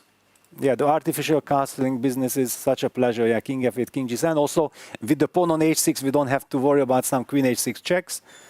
Everything is set up for this. I think if Yakubboev finds this setup, then the game will pretty soon end in a draw, because white might also just lose all the chances to fight for anything. It's a very symmetrical position. Yeah, why would white be better? No, I mean, I don't know. Don't even know where we play. Let's say here. King goes here. Yeah, no natural moves anymore. No move, no? I mean, you start thinking about queen d4. Yeah, thank you very let's much. Try to hold this. Okay, you're not gonna need to hold it. We just look at each other, and I think that tells the story. Well, 30 moves rule. Yeah. Yes. But here, okay. White is definitely not better. Also, black doesn't need to do anything fancy. No? Exactly. Bishop d7, a5, okay. Yeah. Okay, what could happen? So it looks like Sindarov, yeah, he had this very artificial chance, which probably you have to know. You have queen to e2, know. queen e7, queen h5, after which black is under serious pressure. But the way he played Yakubboev, d5 was also fine, as mentioned, but d6 managed to stabilize. And this was maybe the last chance to keep some play in the position with bishop d2. Because here all this artificial castling business is a bit different. Yeah, with all the pieces on the board, it's different. Yeah. Okay. I know, might not be lost, but at the very least, we can dream of some stuff with this bishop. Yes. I know, c4, bishop can come here. But here, yeah, he will take his time, but he will find this. I'm not sure what he's thinking about. Maybe the direct king of 8 is even possible. What is this structure? It's not necessary. Yeah, not necessary. Yeah, I feel that the other one is more compact. Yeah, who knows that maybe some rook a1, queen e5 takes, then you have to lose a tempo to protect the c5 pawn with b6, and then rook e7 enters. I just, on general grounds, don't want to get into this. Maybe it's not important, but why? Yeah, I should also hold, but the other one looks much cleaner. All right, so things have slowed down slightly in both our games. Yeah, now finally Wei Yi made a move. He played the typical h5, so he postpones the decision of rook d8, but we will see rook d8 after h5. It's logical that you want to keep that rook on h8. He's also setting up the idea of going bishop g4. It's kind of a typical idea, but I wanted to say that, yeah, provoking f3, but knowing that white anyway plays f3, rook h1, bishop f2, bishop f1, those are white's moves in this position. And that's how you get these questions that I was mentioning, that how many rooks do we trade? And I think it was established that at some point that for white the best is to trade one pair of rooks, and then you don't have to worry about counterplay on the e-file. You can place then, maybe we can even make those moves just so that our audience will get the feel for it. Okay, let's play rook h1. Black plays bishop g4. Okay, we play f3, bishop f5, bishop f2, rook d8, b3, for example. It's typical, rook d7. And now black is kind of threatening rook h8, when if we move the bishop away to f1, then black can probably trade all the rooks. Well, even then we can take with the bishop back, but that's why normally then bishop f1 happens in this moment. Rook takes e1, and then, okay, you anyway take with the rook, actually, it does not matter. Or you take with the rook or bishop, rook e8, and you sidestep with the rook to d1. And then you play king b2, c4, queen c3, and try to expand on the queen side. This was kind of the established way to play, but black puts pawn on b6, and then we'll have this queen e7, queen e5 idea challenging that queen on c3. Yeah, this is how the games are usually progressing. And it's very solid. All right, Andrey taking his time here. Are there other plans? Plans is a big word, but can I play like this? And I want to keep everything, then go b3, king b2. Okay, rook d8, yeah, I play this, bishop f5. You go here, all right. Go here, let's say. King b2, bishop e4. Just a small touchy. Okay. Oh no, maybe f3 is also possible. But f3, bishop takes c2. f3, bishop c2, and then queen e6. I don't know, I was hoping. That's why I played bishop e4, otherwise tactics. I would not. Yeah, nice. And then queen e6, this is also typical. Okay, I'll do nothing. Yeah, okay, so finally I will also play king b8 at some moment, yeah, okay. Yeah, it's hard to think of a plan, yeah, if we don't go rook e1, f3, bishop f2. Because this bishop on e4 is so powerful, yeah, putting pressure that then already also if you play f3, you don't want to play h3, because then, okay, white to a lot, the total fix on the king side.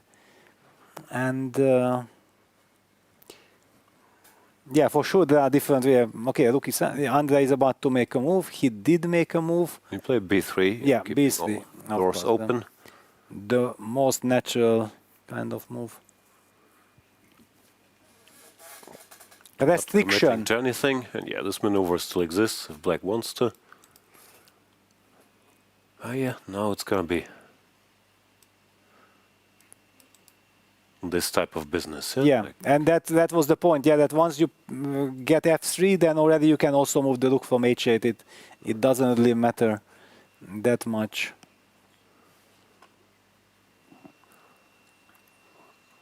Yeah, well, you spend some time, but no crazy amount of time. He still has 52 minutes in sort of a well-known structure. So I still don't see him being in too much trouble. I mean, if Andrey blitzed out some, I don't know, rook h1, knight d4 business, I'm asking a direct question, could be different. But here, I can't feel it. Yeah, because it's more about thinking that how do I set up my pieces. Once you make up your mind, then you can make the next 4, 5, 6 moves in 1-2 minutes. So it's understandable that Wei Yi takes his time right now. And look at this. Sindarov has already seen enough. After king f8, he directly played queen d4. Ah, wow. Okay. Offering the queen exchange, king g7, no thank you. And rook fe1. The only question is, can black be slightly better now? You even think like this, yeah? Rook e7, let me be aggressive. Oh, so aggressive. Yes, just because of your wording, yeah, that can black be slightly better? Maybe not, you're saying, yeah. Yeah, rook a1. Rook a1. Yeah.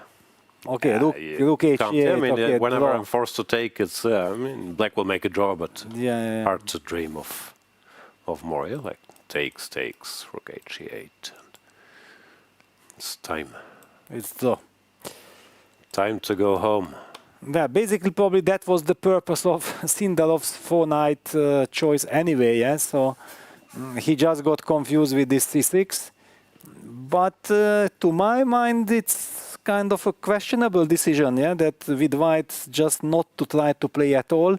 I don't mind the draw, just I don't love, for example, the reason why I felt like Sindarov psychologically got the upper hand for the tiebreak is that I did not like Jose's decision that to just shut the game down like this with white, and I'm completely surprised to see Sindarov very much against his character to play it so safe.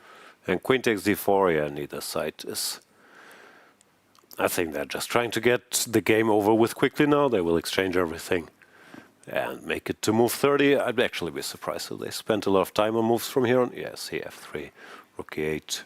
This is... Yeah, now basically... They already know what's happening. They only want to get there so that they can call the arbiter. f2, rook takes e1, rook takes e1, rook e8, rook takes e8, bishop takes e8. I'm very good at guessing moves. And besides, I would also like to add, yeah, so g5 will be played. No, rook takes e1. But he was, yeah, he takes and rook e8, yeah. I promise, yeah. No, I just wanted to say that I don't want to criticize Sindarov's decision to be playing like this, because who knows, maybe from home it was kind of also expected that, you know, you guys are two good friends, don't push Save your energy. Don't push it too hard in the classical. You play the tiebreak and whoever wins that qualifies. I don't say that anybody told them like concretely that you have to do this, but it's in the area, knowing how much support they are getting and they are working together a lot. It's logical. Yeah, king e3, okay, they're just going through the motions now. It's only move 21. And the only thing they're thinking about is, can we repeat moves in a way that's not stupid, or do we make it to move 30? But this game will not fight. But if we talk about concrete chess-wise, I don't like Black's decision to take on e1. Yeah, to lose some tempo. He could have just played king f6 first, and probably I would have anyway started trading rooks, because it was in the area that the players basically signaled each other that, okay, we know it's a draw finish.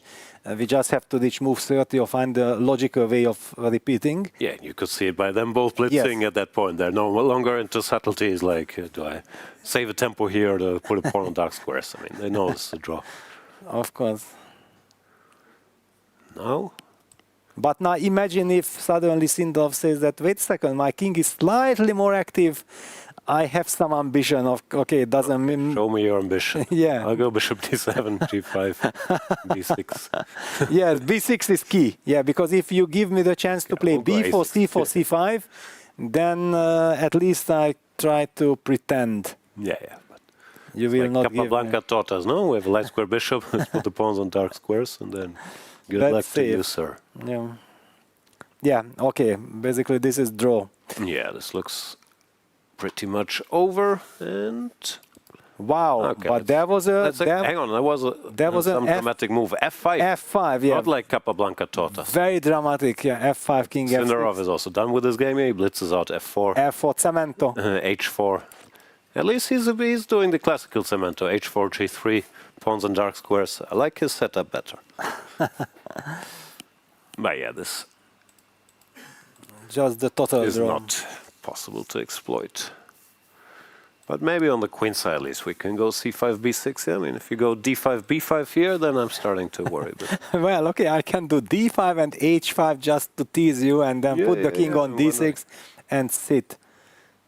Okay, you play also not a g3, bad h5. plan, Yeah, it's a very nice way of, because it was also said that, yeah, black has a so-called bad bishop, but white bishop is also completely limited because the pawns are blocking. It's like when you're playing white against a stone wall. I'm always thinking, okay, they have this idiot bishop, but what is my guy on g2 exactly doing? Yes, Exactly, you need a knight to be able to, yeah, there we go. g3, Already really played h5. d5.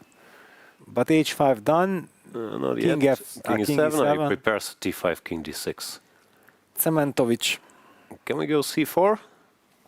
Yeah, but okay, c4, then we go c5. Ah, then no more d5. No, but c4 is too aggressive. c3, no, Of no. So done with this game, he's just putting all his pawns in dark squares. I think they will do something funny, yeah? No, d5, b4, b5, something like this. Then you get these positions where the question is it a draw without the black bishop on e8? Probably no, but I mean, it's getting closer. Like this, is this a draw? No, we always have g4, h5. Yes, you have g4. No, we need the bishop. Once the pawn is here, maybe. Yeah?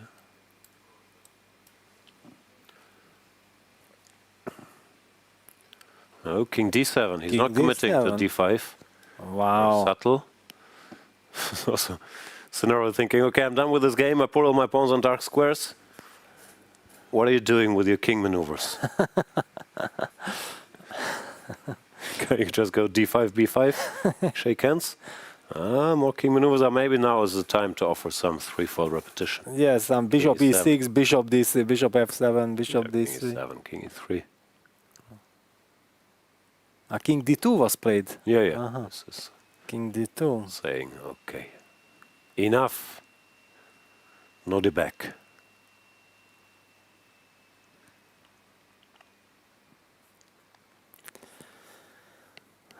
Do you think Yakubboev, because he's always wearing this T-shirt, which works very well, you think he has a lot of these T-shirts, or he gives it to the laundry and it comes back? Well, no, you have to have couple of, because have two at least. You never know exactly when the laundry comes back, yes. It always comes back, but you never know exactly. My jacket, it had some adventures in the laundry, dry cleaning. Now it's back, but it took a while. Because I changed rooms, it was disappeared somewhere in the depth of. And Dubov also told me that the Balenciaga sweater wasn't just because it's such a nice sweater, but his jacket also spent 2 weeks in dry cleaning. So it's the law of the dry cleaner. You get some new stuff, you lose some stuff. It can always happen. Not all good. It's here. And there we go, b5. Wow. No repetition yet. Sindarov keeps playing for a win. B4, and now please play d5 already. I can't take this anymore. Let's lock it up. But he has just too much culture. He doesn't want to play d5. He wants to sit on the d5 square. No, I like White's culture. There we go, d5. Fantastic. Now we're talking. Now let's move the kings. No, they want to go a4, a6, a5 to complete it. Because with all the seriousness, these guys also like this playful nonsense. Oh, let's look it up. No, it's a handshake. Oh, no. Yeah. I was wrong again. I thought we would get this at least. It's move 31, yeah? Yes. Also, cynics could say both these games in the Uzbek semi-final, the first time it was allowed to offer a draw was allowed, yeah? Because we have the 30-move rule. And they completed the 30 moves, but no more. Yeah, weird game. Sindarov had a bit of an opportunity for one move, really, and he did sense He spent, 40 minutes in this position after c6. But the solution is very computerish and involves a piece sacrifice, which you don't necessarily want here. And also the line he chose, let's face it, is saying, okay, draw is fine. I mean, you don't play this with serious intentions. Yeah, because just to highlight that here, black had the chance to play queen e5 check, after which if white plays queen e2, queen takes e2, king e2. Yes, I understand that this is microscopically better for white, but also very difficult. And there is the drawing of colors. We never really get to know. It looked like Sindarov got a white pawn there. It looked, yeah. Yeah, short day at the office for the two Uzbek semi-finalists who could both make it to the candidates. Of course. Obviously, one of them is already in, whoever wins this match, but the other gets a second chance in the match for third place. If you're up to Satorov, do you root for your friends to make the candidates, or are you saying, should be me? Like, how does it feel? I think that if he's already not in the candidates, then he's very much rooting for them. Yeah, it's also knowing the spirit of Uzbekistan, because there are countries where players don't get any support. Yeah, and then you might feel like, you know, there is some tension between the players if you feel that somebody gets more or like this. But knowing that everyone is so respected and supported in Uzbekistan, I think there is this real camaraderie among the players. And for sure, Nodirbek is cheering for them deeply. Inside him, for sure, he's saying, like, of course, I should also be there. But clearly, he wants the best for his friends. Yeah, shout out to Uzbek '1, Nodirbek up to Satorov. Had a rough run recently, but is very much in this group of young elite players. Was 2770 not long ago, and he'll be back for sure. As will their national team, already Olympic champions. When was it? 2022? When they really were kids. Like Sindarov was 16, up to Satorov was 17. Yes. Yakubboev was 20, and they but it just shows that this Indian climate somehow suits them very well. Yeah, they are so unstoppable whenever they come to India. Small sample size, but yeah, for now, hard to refute that claim, and also maybe shows that India, who is of course also has an amazing team, won't have an easy time dominating chess Olympiads. No, with Uzbekistan they have these 3 guys at the very least, also a lot of young talents, so it's going to be more than 3. Of course, the US is there, China is there. Yeah, but the same applied basically before Budapest Chess Olympiad, yeah, and then the Indian team went on to crush everyone. Yeah. Okay, the Uzbek guys, I mean, now Sindarov and Yakubboev has reached a new level. I mean, yes. 2022 was a Cinderella story, but now they have 3 legit top players. Yes. They're already different. Especially also now with the candidates, they will do tremendous amount of preparation and they so will on. work so much. Yes. Very often from this work, even if the candidates don't go well, which I don't know, of course, but you always benefit later, no? I mean, we could see with Magnus with the World Championship matches too. I mean, championship matches were tough, but especially after the one against Fabi, he just completely dominated for the next year because he had done so much more work than usual. Yeah, very often you are like 2-3 years ahead, yeah, with all this preparation. Yeah, it's okay. Some of the preparation you might even use 5 or 10 years later, but many of them you are just. Yeah, it's not just the moves, but also exactly how the much knowledge. You thought about chess. Yes, you increase your horizons. All the strategical ideas, you are so much more into all the type of positions. Okay, we're left with one game, which is this very exciting Petrov between Esipenko and Wei Yi. Not too much has happened. No, it's still this classical position, B3, Queen but F7. only that he keeps on postponing the decision which took place on E8, like if he's listening to our broadcast and we are kind of speculating that yes, Rook D8 will be played in any moment now that H5 is played. Now he played the move Queen F7, which protects the pawn on H5, which basically gives him also the chance to play Rook H8 next. I'm a little bit perplexed because if he kind of feels that the only danger that I'm faced with is some C4, C5 idea, then he maybe wants to keep the Rook on D8 just for this purpose. But normally it was not really. Well, it was an idea, but White was never really able to make it work very effectively. But okay, we will see. That was the typical idea when Black had to play this A6 move earlier on. Yeah, and Angelika is back. Angelika, has this position been played before? What's going on? This position has been played before, but we have just to make a couple of moves to transpose to one of the games. So, for example, in this position, instead of h5, if black is going rook h8, h3, a6, now b3, and here in this position, king b8, king b2. Peter, is this familiar position to you? Yes. Is this my game with Wang Yue or not? No, it's against Adams. This was the very original one, 2005, and I knew nothing about the position. Yes, exactly. So if you want, you can comment on this, how you felt playing this position for the first time. Well, the point was that I know how I felt during this match, because this was an 8-game rapid match in Miskolc. After my World Championship match with Kramnik, there was this initiative to organize something in Hungary, and Miki was my first opponent, and he started with 3-0. You know, so even my voice disappeared, because I told before the tournament that let's make it more interesting. Once we finish the 2 games, it was every day we played 2 rapid games, then we will discuss with the public the games. And my voice disappeared after losing 2-0 the first day, and everything was falling apart. I thought, like, okay, that's it. Yeah, this pressure playing at home. I wanted to show my absolute best, and so on. Then I also lost the first game of the next day, so it was 3-0 for Miki. And I remember for the 4th game, I went with already shaking hand to make e4. I was so under pressure. And then Miki did not play Petrov because he was leading 3-0, so he played some Chigol in Spanish. I managed to win that game. There was such standing ovation, applause, like I became world champion. And then Miki understood that probably this was a mistake. And then next day I bounced back. I won 2 games in a row, so I tied 3-3. And the last day was like we wanted to be super professional, because there was way too much drama in all this. I mean, I don't remember when I lost 3 games within 24 hours. Miki also, and then he played Petrov in the last game.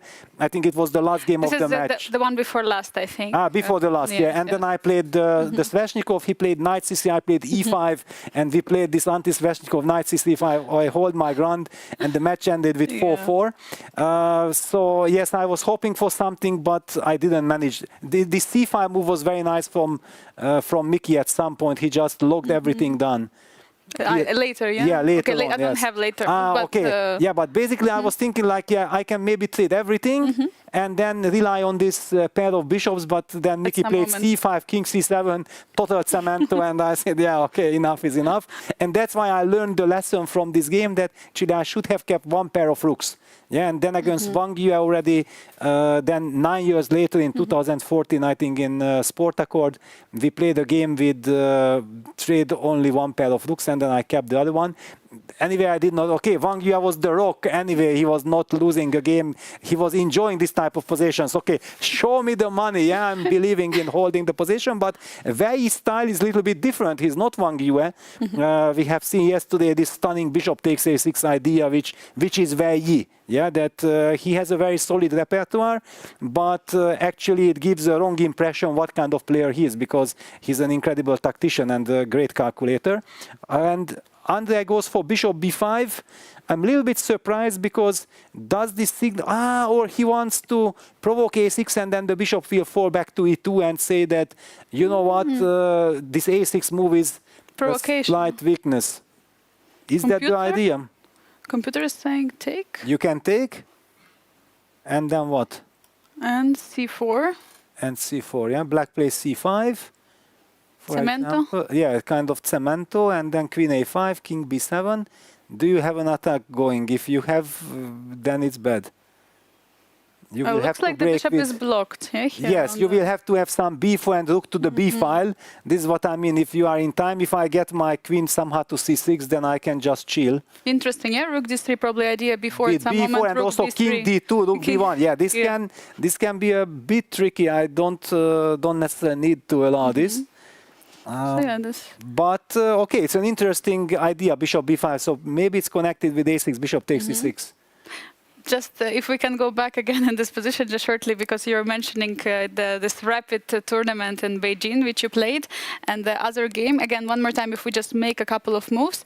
And also here we have to lose a tempo for black, because there was not take on g5, but take on d4 in the game. Yes, yes, Yeah, exactly. so for that reason, just showing Black is losing a tempo. The move is of course strange, and then but just we get, now and then we get the position. we get your game against Dominguez. Against Dominguez, yes, yeah, okay. With Lenny, that was another. Okay, Lenny is also very solid. That was another cemento. It's another cemento. Plus, Yeah. okay, he's a very good friend of mine. Yeah, so playing these positions against him, it's a little bit not so dramatic, yeah, because when you play against a very good friend, you don't feel like torturing. Okay, it's a very solid position. Okay, draw, fine. We are in China. Friendship prevails. Yeah. And you also had, I believe, this position twice. I mean, similar structure twice at the same day at the tournament. So, Yes. It felt like the whole tournament I was playing only one position. Yes. Yeah. Now this bishop b5, of course, without this a6 included. So that's why bishop b5 is possible. Do you expect Peter a6 or Jan? What would you say?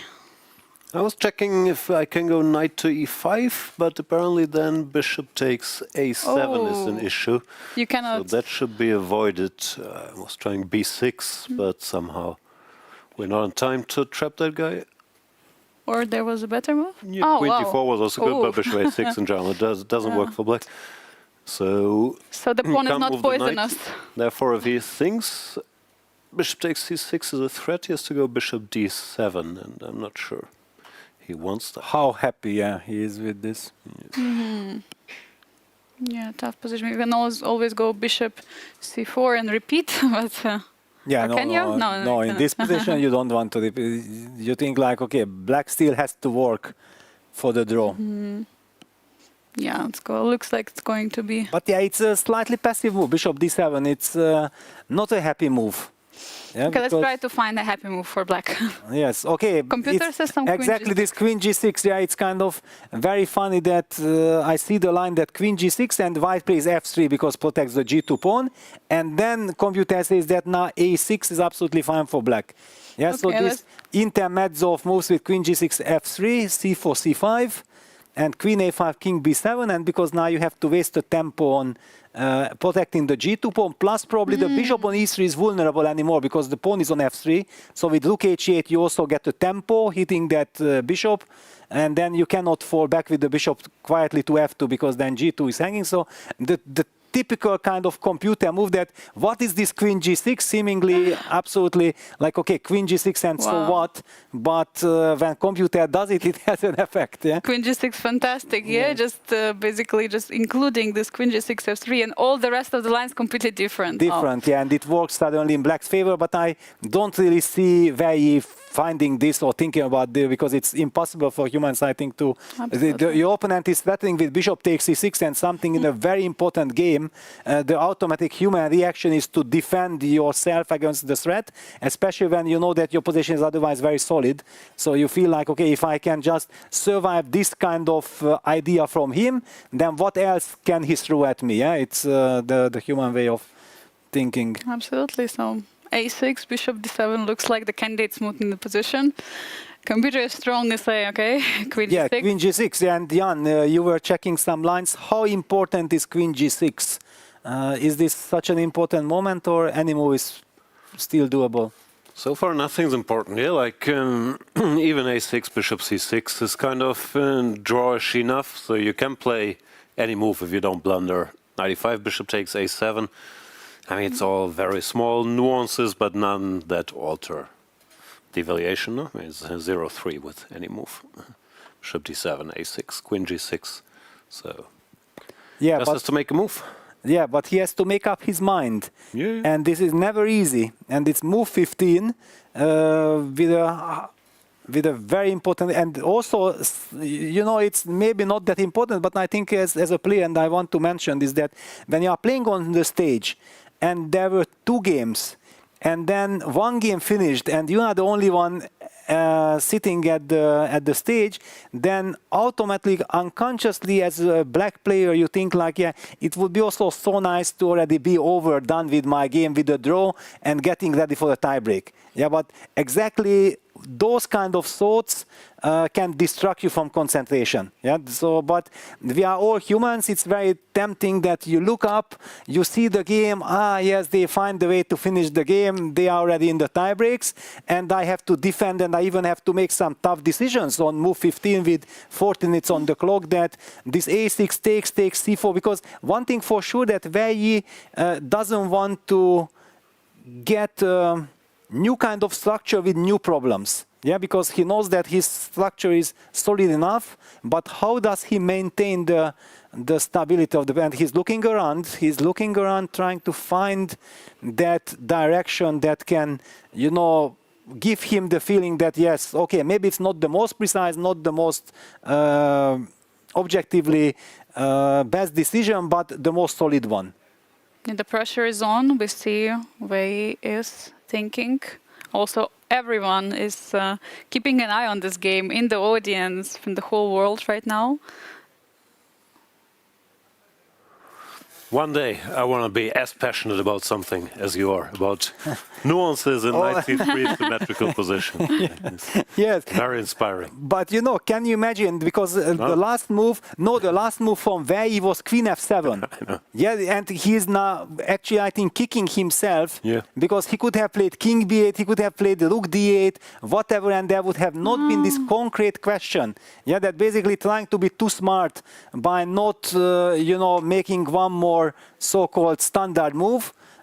He gave this option, and that's the reason why Andrey jumped on this possibility. Like, he was believing that, okay, in generally, I will not get anything out of this game if I play like always, like in my games with F3, but there is this opportunity to try to mix things up, and Wei Yi has to make a decision. Yeah, because if you have this King B8 inclusion, let's say King B2 or whatever, then you can move the knight now also, yeah, very easily. Exactly, yes. yeah. Ugh. Very tough. So in this regard, Bishop D7, humanly speaking, sounds logical. You feel like, yes, it's not ideal, it's not what I wanted, but I avoid this structure which maybe potentially is dangerous. Yeah, and he also knows, as you explained earlier, a6, if you can avoid it, you shouldn't do it. With Andrey, it's easier. He can just go Bishop B5, and after a6, he can go back or take. He's keeping his options open. We will keep our options open. How long the break's going to be, because Wei Yi looks like he's going to study this for a while, and we'll come back when he's still thinking about it, but has only half an hour left. Thanks, Angelica. Thanks, Peter. I need to digest all this Petrov talk. Great. Excellent. Chess is evolving. Classical, Rapid, and Blitz championships stand strong. Now we add something new. Norway Chess presents the first FIDE recognized combined world title. Fast Classic, Rapid, and Blitz. All three in one championship. Part of the Total Chess World Championship Tour. Players will qualify through rating, FIDE tournaments, and other tournaments. Elite competitors travel across continents. Only the best advance. Fast Classic demands strategic depth under time constraints. Rapid tests your calculation speed. Blitz relies on pure intuition. One combined champion. Golden Knight for location winners. Golden Rook for the player with the highest tour points. Golden King for the ultimate victor. Plus candidates qualification. 2027 marks chess history. Follow every move at norwaychess.com. Be part of history.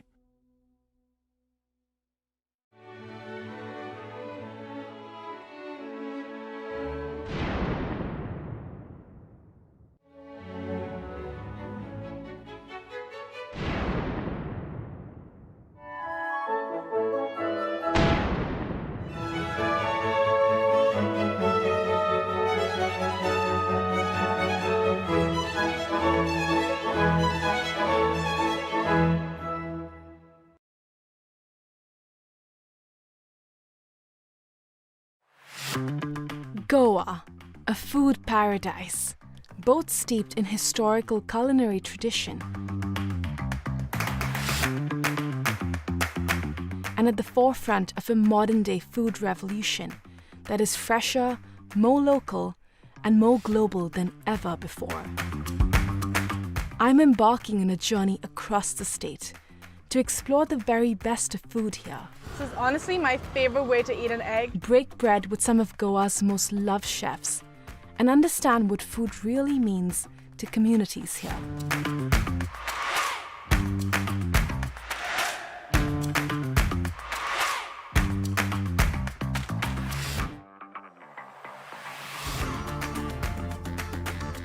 Watch Postcards from Goa on National Geographic. The most prestigious tournament in chess has come to India, the home of chess. अरे यार देगी अरे क्यों चाल्यो घोड़ो Yes! Yes! Yes! Yes! Chess, chess, chess, chess, खेल ये हमारा है।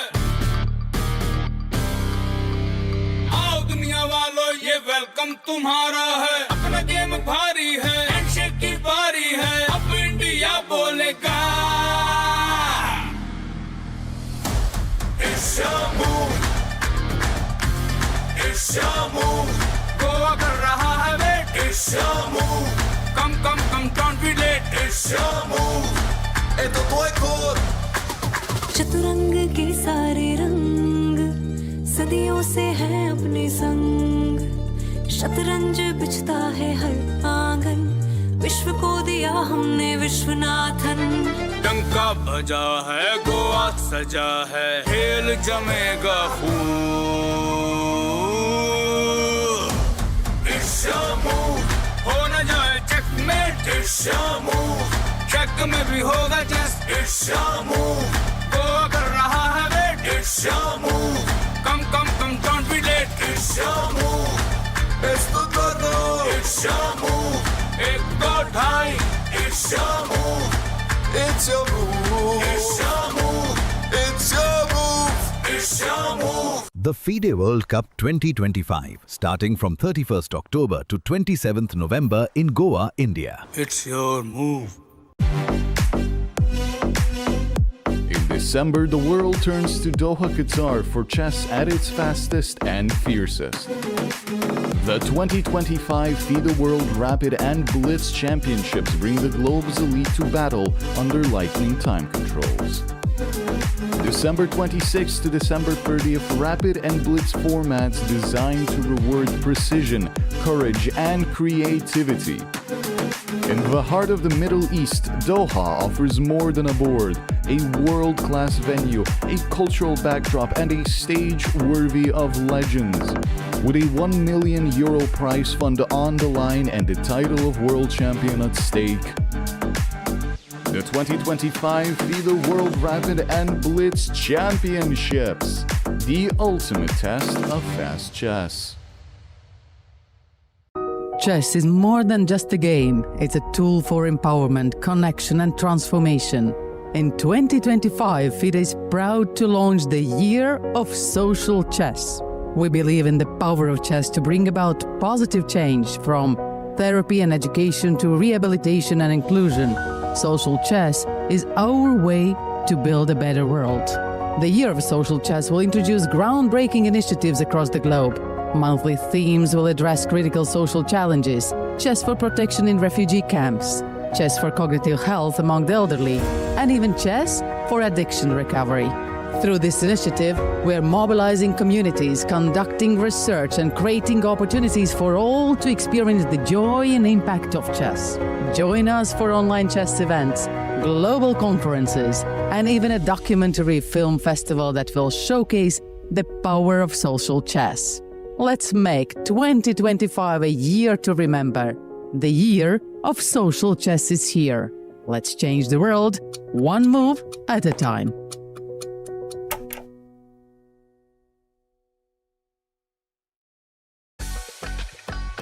Are you ready to witness the most intense and unforgiving format in chess? A knockout, where one mistake can send you home. This is the 2025 FIDE World Cup. From October 30th to November the 27th, the chess world gathers in Goa, India for 1 month of chess. 206 players, 8 single elimination rounds. With a $2 million prize fund, every round is a test of nerve. 2-game classical matches, rapid and blitz tiebreaks, and even Armageddon if needed. For the top 3 finishers, the prize is even greater. A ticket to the 2026 Candidates Tournament. This is the chance to earn the right to fight for the World Championship. The FIDE World Cup 2025. Only the strongest will survive. Welcome to the FIDE Online Chess Museum.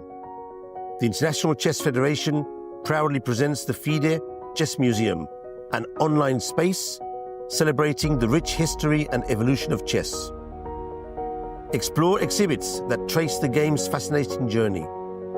Discover the origins of chess, beginning in the distant past, and follow FIDE's centenary journey. Rare chess sets, unique books and memorabilia, autographs of chess legends, trophies of historical tournaments, and stories of the chess champions. Explore the game's legacy and future. Chess is more than a game. It's a global culture of strategy and unity. Join us to experience this unique online journey where history, culture, and passion for chess converge. And also on your phone.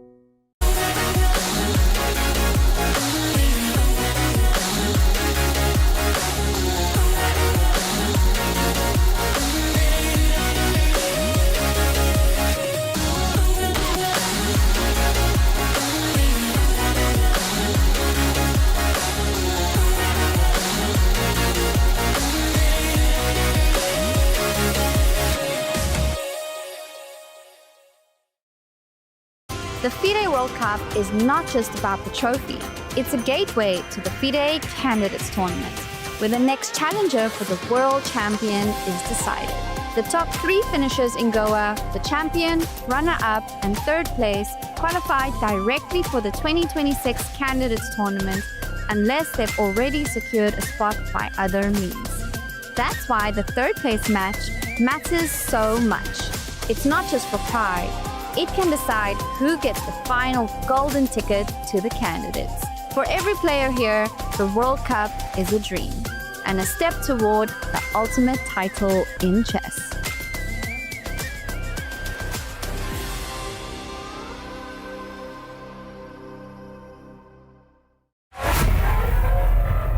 Move by move, the world changed.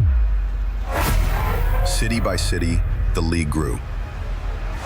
United Arab Emirates, United Kingdom. Now, the pieces take position again, this time in India. Not just another move, the mega move. Tech Mahindra Global Chess League, Season 3. December 13 to December 24, 2025.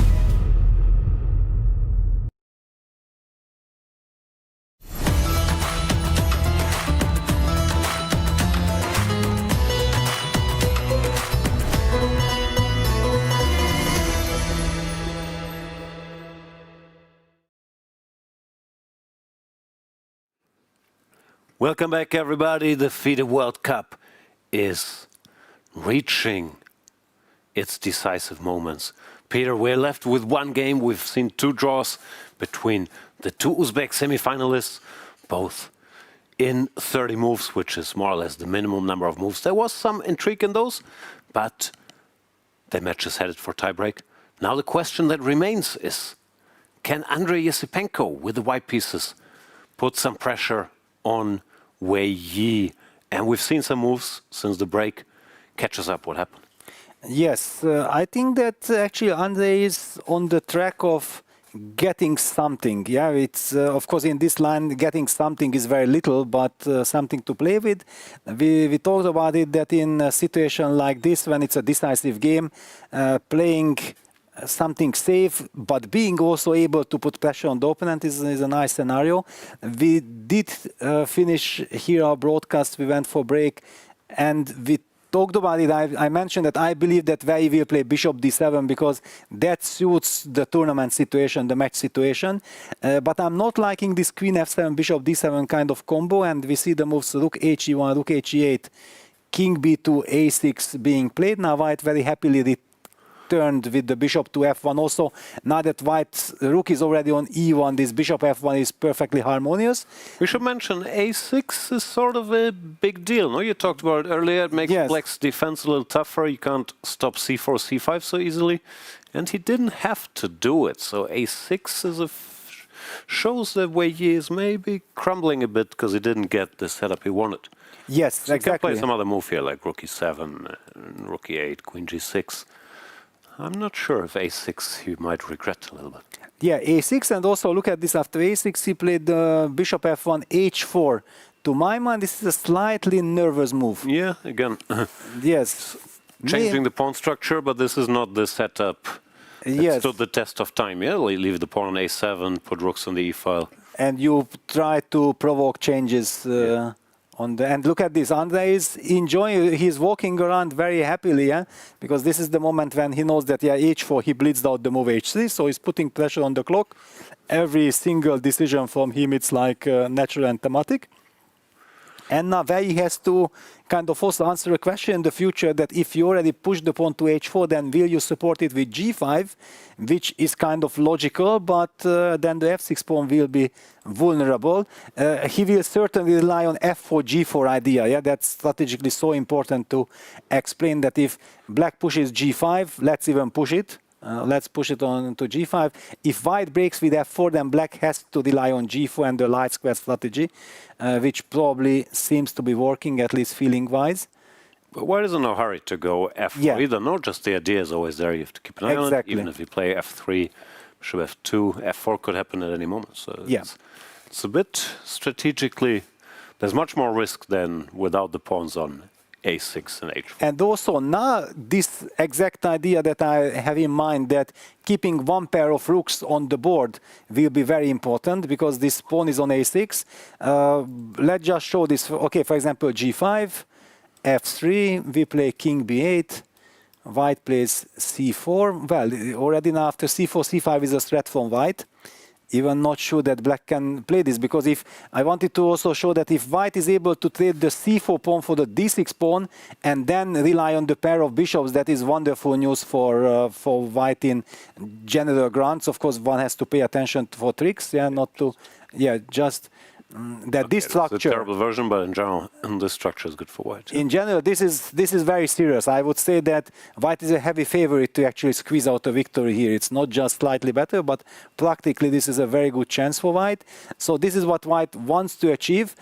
Typically, black has two ways of dealing with this. That once white is getting ready to push c5, then you play b6, or to make sure, and then we see that the pawn on a6 is vulnerable. Then white has this c5 idea anyway, and busts open the king, the queen side, the king side, how you want to call this.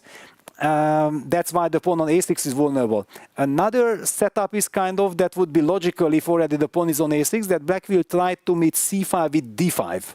That is also kind of a very thematic way. Then you need the queen on f7, and then try to just sit. Then you have all these dynamic ideas later with bishop f5, d4 connected, and so on. Then very often it's the method of move per move that is white in time to go b4, a4, b5, kick that knight away before black has this counter strike with d4. So a lot of nuances in the position, but with this h4, g5, it feels like black created all this trouble for himself. Yeah. And another question I had, it's less typical, but with the pawn on a6, does white have another plan without c4? Maybe going for a4, b4, I don't know, rook a1. Let's put as many rooks here as possible and play for b5. But then you weaken the light squares. I understand. But then the c4 square will be usually a problem. Then black will immediately switch to bishop e6, knight e5, bishop c4. And it's a very committal kind of. I did use that idea against Gashimov in Elista FIDE Grand Prix, but then I got this two bishops versus knight bishop position with h4 and h take g5. So I had the best possible version with white, and that's why I felt like I have the luxury of trying to get the maximum going. I'm not happy for Wei Yi, and this was the, and then he had to play rook df8 and f6, and you understand that that was clearly a better version for white than the position we have here. But this whole queen f7, this move queen f7 was very unfortunate. It's going a little bit like their game yesterday, of course. Completely different opening and structure, but the way it's going, Wei Yi is being slightly outplayed yesterday. Once the position opened up a little bit, immediately it was a different player, and he was perfect finding all these nuances. But strategically, Andrey seems to have found a good mode to deal with Wei Yi's brilliance. Exactly, yeah. Not allowing him to get any counterplay. No way to calculate any lines. You have to rely on your feelings, and clearly Wei Yi's feeling probably signal him that I'm just not so happy. Yeah, no matter what I do, it's slightly unpleasant, and you cannot really change the character of the game. You have to have this mental state that you know why you are playing this. That's why provoking f3 with this bishop g5 that computer was saying. Maybe we can show one more time because it's very instructive how computer was seemingly losing a tempo, but making sure that f3, then you also don't have to push the h5 pawn anymore because the pawn is beautifully placed on h5, and then you play rook d8 or rook h8, rook e7, and you double, and white has this hanging bishop, so he will have to start trading something. Now in the game, white gets everything, and he can even try to keep the pawn on f2 and go for this c4 queen c3 idea immediately.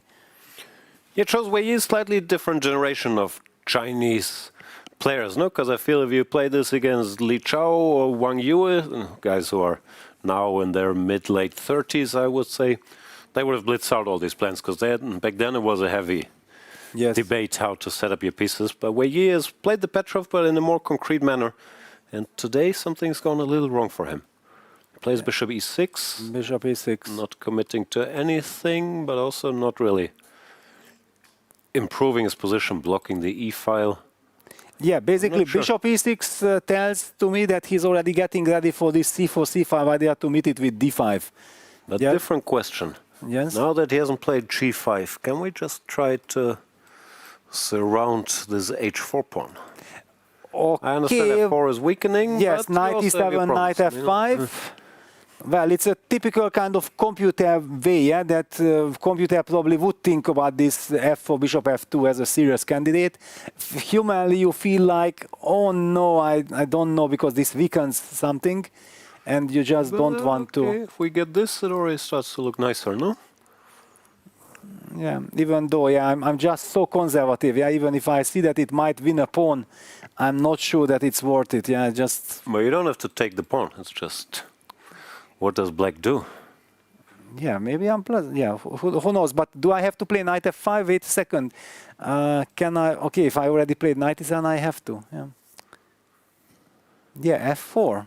But this is a very big question now also for Andrey, that will he slow down and feel like, okay, now there is something to think about, or is he in autopilot mode? Because all his last couple of moves he made instantly, and he would feel that a4 I can still make, for example, automatically, because that suits my position anyway.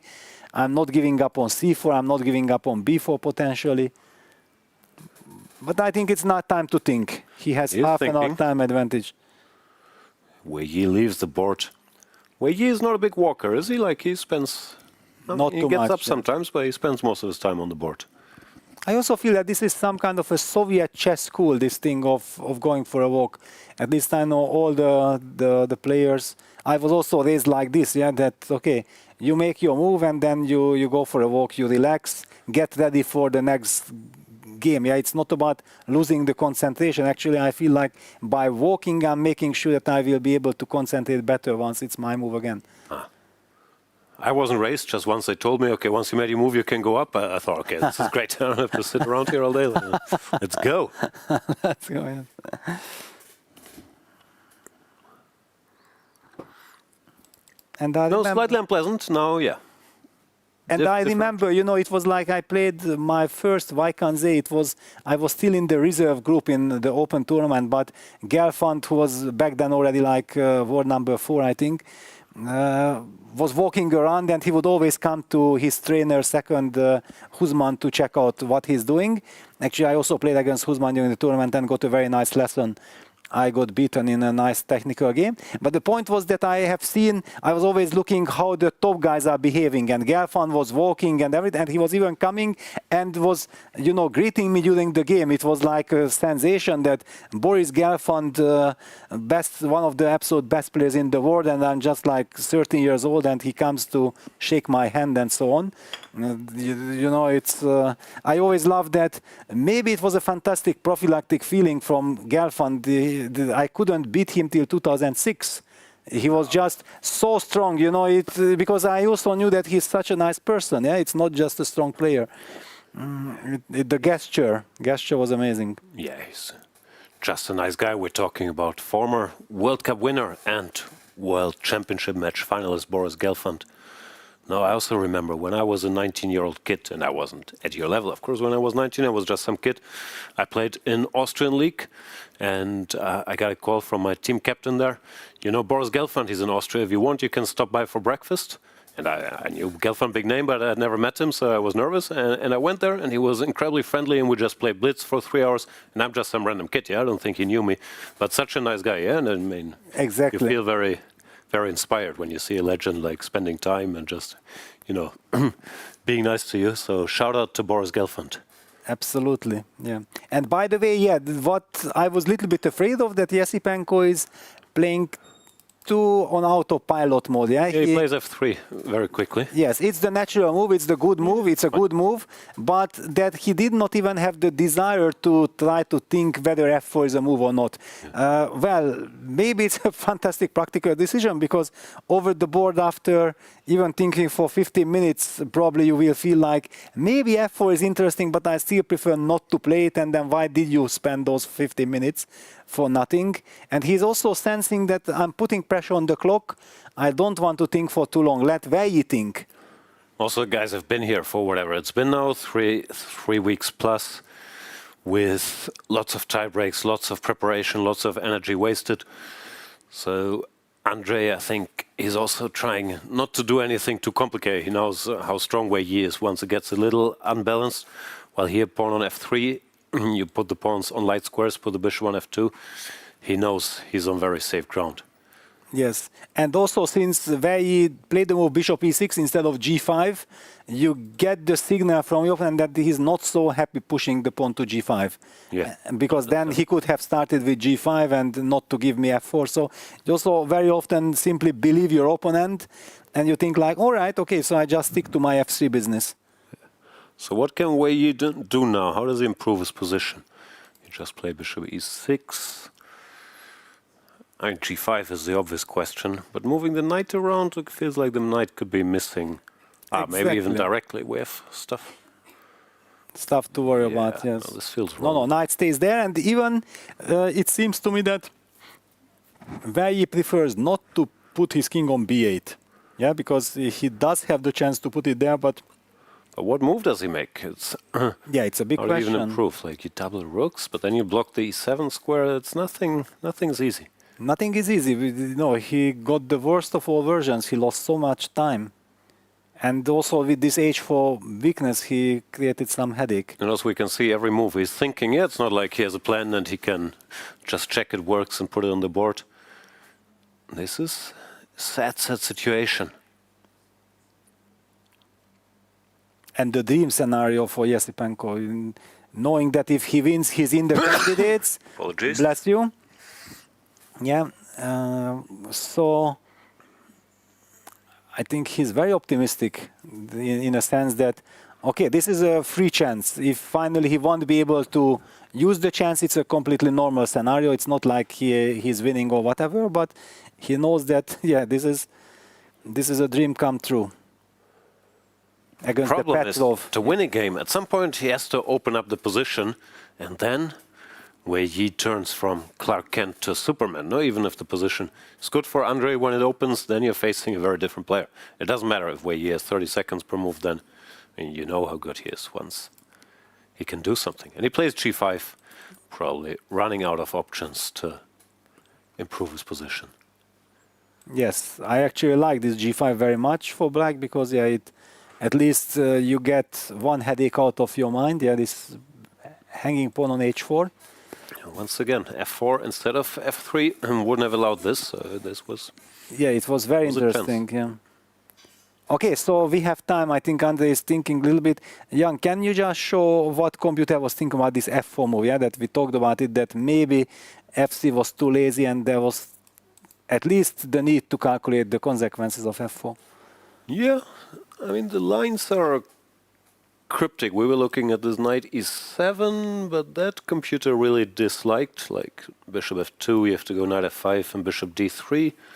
Black makes some move, let's say g6, and he doesn't want to take here, he just wants to keep this position, go bishop e4, and continue squeezing, and it does look very unpleasant, because now Black is stuck. Yeah, always you have to deal with things. Yeah, that giving up the pawn. Bishop can come here. For example, interesting, if Black plays not d5 here, then already maybe taking the pawn because the d5 move is a weakness. Even here he doesn't take. I mean, doesn't take, yeah? Bishop f3 and gives big advantage. Wow.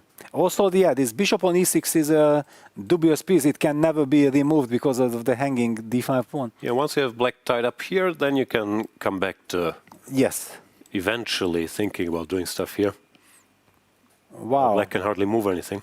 Wow, but then practically speaking, with Wei Yi having only a little bit over 20 minutes, this change of structure with f4 could have been a real headache to deal with. Yeah.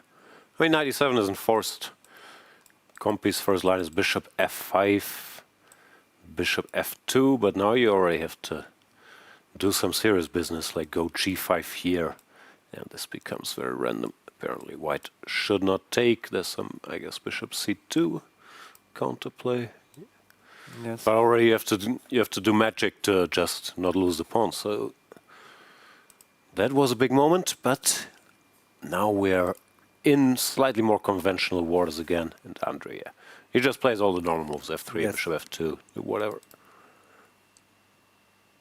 Still has this option eventually, or the usual options. Yeah, White simply did not have to make up his mind yet. Yeah, he makes all the natural classical moves that featured in my blitz or rapid games.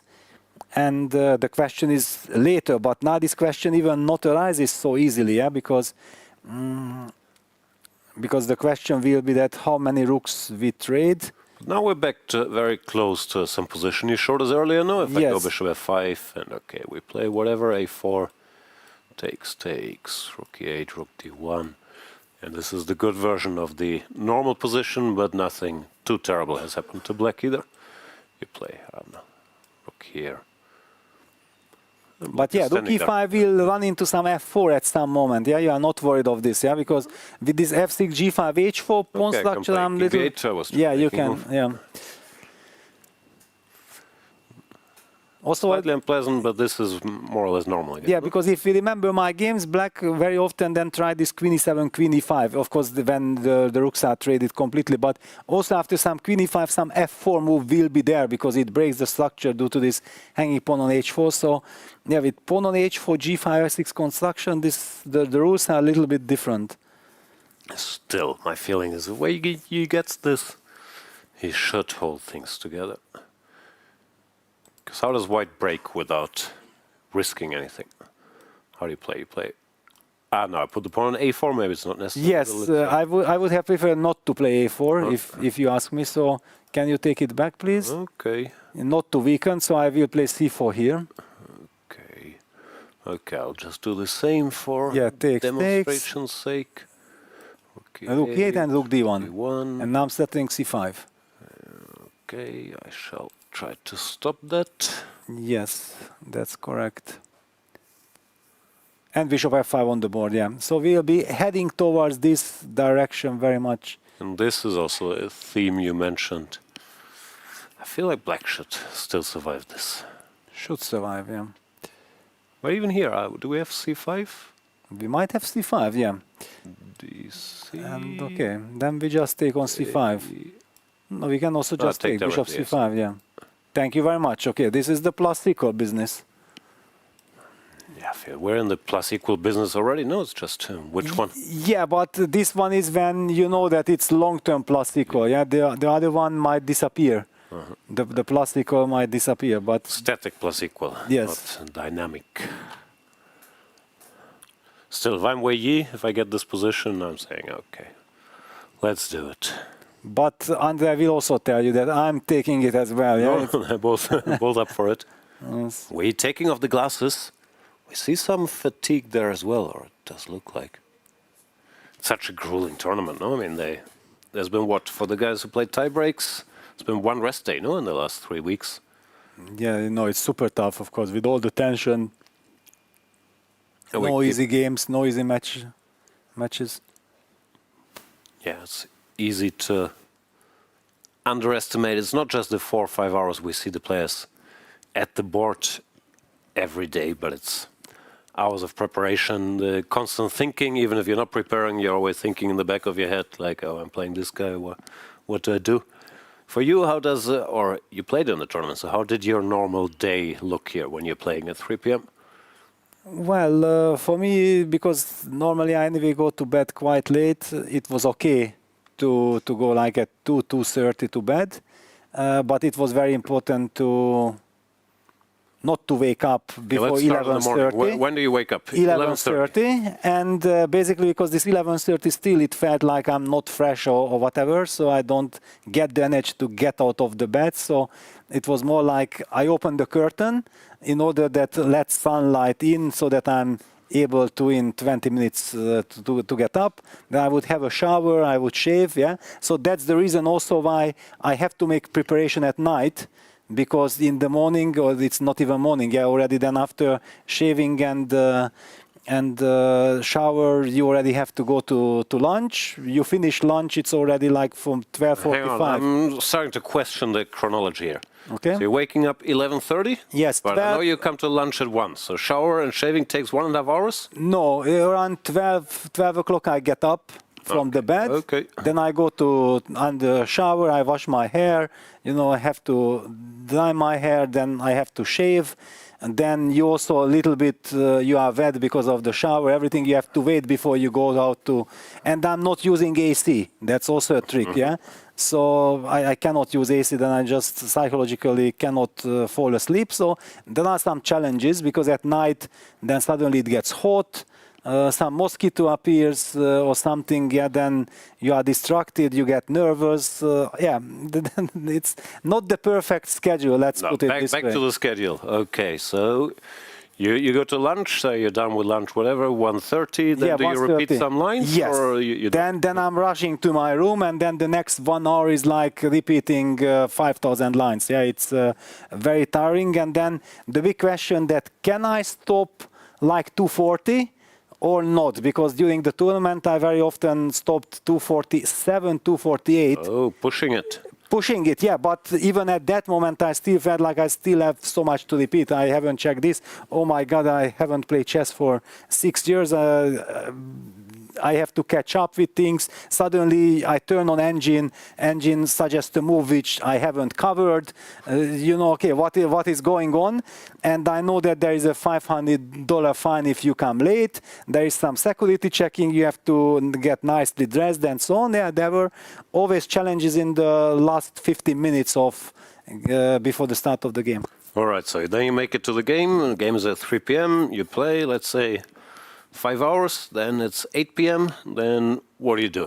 Yeah, go then, to dinner directly? Yeah, okay, I change my clothes and then go for dinner. Yeah, normally I finish around 8:45 or something like this with dinner. Then we were going for a walk. I also need to calm down from the game stress. That's why when I get back to my room after like 10:30, sometimes even 11, I'm hanging around. I haven't also met so many people for a long time, so have some chat and so on, and then I get back to my room at 11 and the preparation comes. I have to prepare, and I know that tons of lines are waiting for me, so from 11 till like 2 o'clock, those 3 hours are then heavily invested for preparation to be in a situation that I know that tomorrow I already don't have to analyze something. I will just be repeating my files that I still think that I have to. The bad luck is if the files are not ready. Yeah, then the panic kicks in. As usual, you know how it is. And I don't have then the luxury to start analyzing, because then I will not. This happened against Alexyenko, actually, that I knew before that he might play the 5th move knight c3 Italian. I knew it was on my agenda, but I did not manage to. It was 2:49 at that day when I decided that should I still open the knight c3 file or not, and I said that no, I don't have the right to do that. Right. And of course it happened. It's always made a big difference. I haven't had it often in my life. But if you have your files ready and in good shape and you can just repeat for 2 hours, then somehow you have energy during the tournament. But if you have to analyze and you freak out about a million things the night before and gets too late, all of a sudden it's 4 a.m., then things can get out of control. So this working between the tournaments, it's so important, but very often I at least felt like a student who hasn't done his homework, and now you're sitting there and you're trying to, fix it overnight. But it's exactly, yes, of course, yeah. That's how I feel. I don't recall any game that I went, with this feeling that okay, I'm ready. I'm looking forward to this game. In my thoughts, I felt like I'm still not ready for so many scenarios. But this happens, of course, when you haven't played for 5-6 years individual tournaments. Okay, these guys have been playing. But have they made a move? Also, it seems like Andrey is reluctant to touch his queen side, no? Like to play a4 or c4, at least. He doesn't do it quickly. Yeah, he wants to keep it in the pocket. Well, I told you that so far he was on autopilot mode because he knows all these moves. Yeah, these are standard moves. Yeah. And now it's decision time. Also measuring the situation that, it's the second game of the match. What are the clock situations? That where he has 90 minutes. So basically, I very much feel that he does not want to trade both pair of rooks because then it will be so much more easier for Wei Yi to just defend that endgame. On the other hand, if he feels like, wait a second, this f4 idea is very strong, and in order to make that strong, I have to trade all the rooks because then it will be more effective. That's a different story. I'm not surprised if he really spends some time here in the next couple of moves to decide his direction. What is your feeling? Now, let's try to forget about computer and everything, but what would be your feeling that how you want to treat the position? I'm not sure. Like my first instinct, but I think it's wrong, would just be to get rid of all the rooks and see if with the two bishops I have a little something left here. Takes, I don't know how we take, doesn't matter. And then look for chances, but probably I'm giving up some of the advantage by doing this, Yeah, but of course, this is what I also highlighted, that there is this idea that now you trade everything and go for f4 because there is some target in black's position, which usually was not the case. So this is an additional option. And this c4, queen c3 kind of business, is it mysterious or does it make also sense to you as a relatively newcomer to this position? I'm always wondering, but I guess it's a question of timing. After c4, if black can get b6, I feel it helps. But then we go c5. But yeah, that's what I mean. It's a question when c5 works and when it doesn't here, for example. Not sure if we're not giving black too much activity, some counterplay, no? Yes. Knight b4. So c4, I would want to be sure that b6 is not a good reply. Well, okay, then you can first, for example, trade one pair of rooks, and then play c4. For example, if we take rook takes c8, rook e8, and then we go c4. No. But still, isn't it the same question? Still, even without the c5 problem. No, I'm just wondering if this kind of structure, if I don't have anything direct, if I haven't. The knight is the knight is very strong on c6 suddenly. Knight jumps. Yeah. No, this is fine. Then I understand. Yeah, this is kind of a question. So I feel it's sort of a weapon, but it has to be timed in a way that we're sure to get c5. And this a4, I don't know, like computers always yelling a4 in every position or but a4 what do we get? It's a bit unclear. That's why I asked earlier if this exactly. b4, b5, is that serious? Because that also feels like we could lose if we do something wrong. Yes. I don't know, it's very mysterious, all these moves.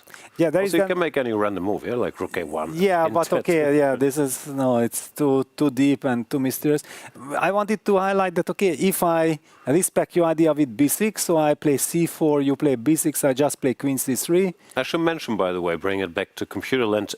Computer after c4, b6, he normally says this is very strong, which we also have to keep an eye on. Okay, this is... Because if I have to take and play knight b8, then no, this is suffering. This is very bad, no, this is horrible. But yeah, otherwise I just wanted to mention this, that if c4, b6, for example, I just play queen c3, let's suppose you cover queen d5 idea. Yeah, I thought here black improved compared to what we just said. And then I play b4 here. Oh. How is this kind of stuff? It's weakening. No, it's move by move stuff again. Yeah, no? yeah, but always after c5, dc, b3, you have b5. There are enough reasons why white does not want this. Yeah.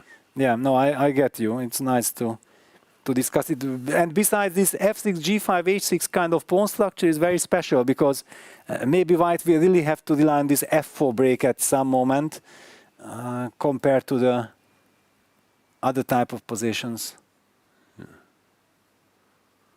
where you don't have the f4 break.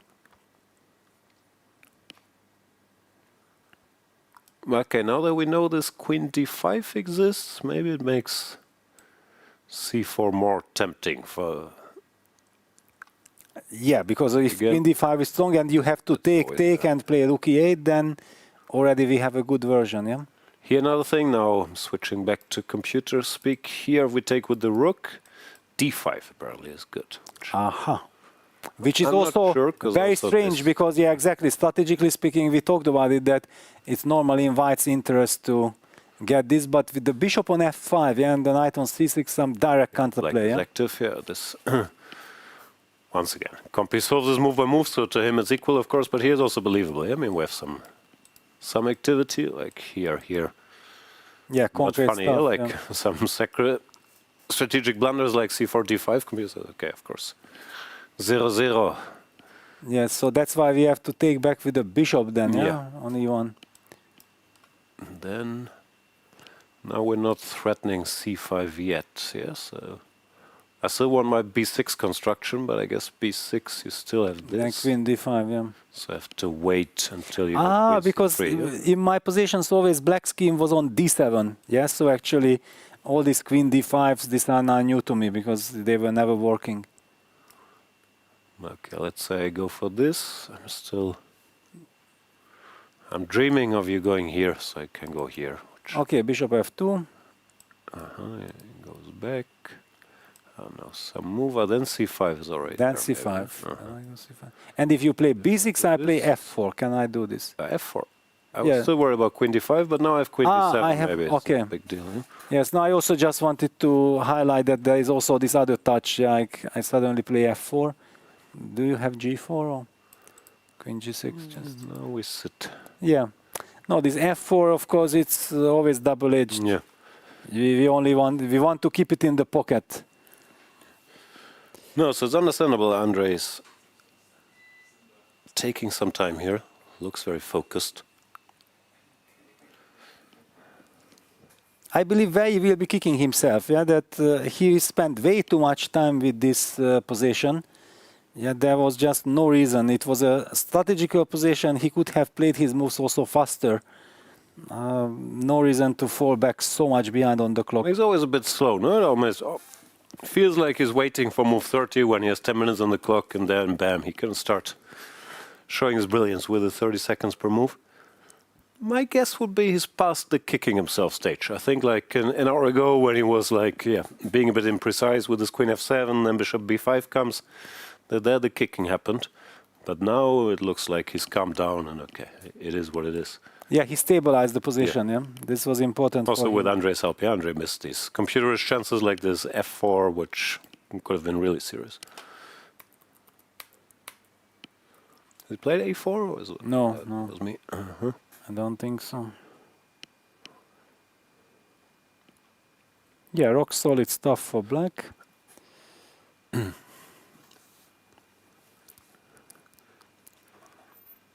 So what do you think? I don't know what our viewership is, but probably would have been higher if we had Erigaisi against Keimer or Erigaisi against Pragnell.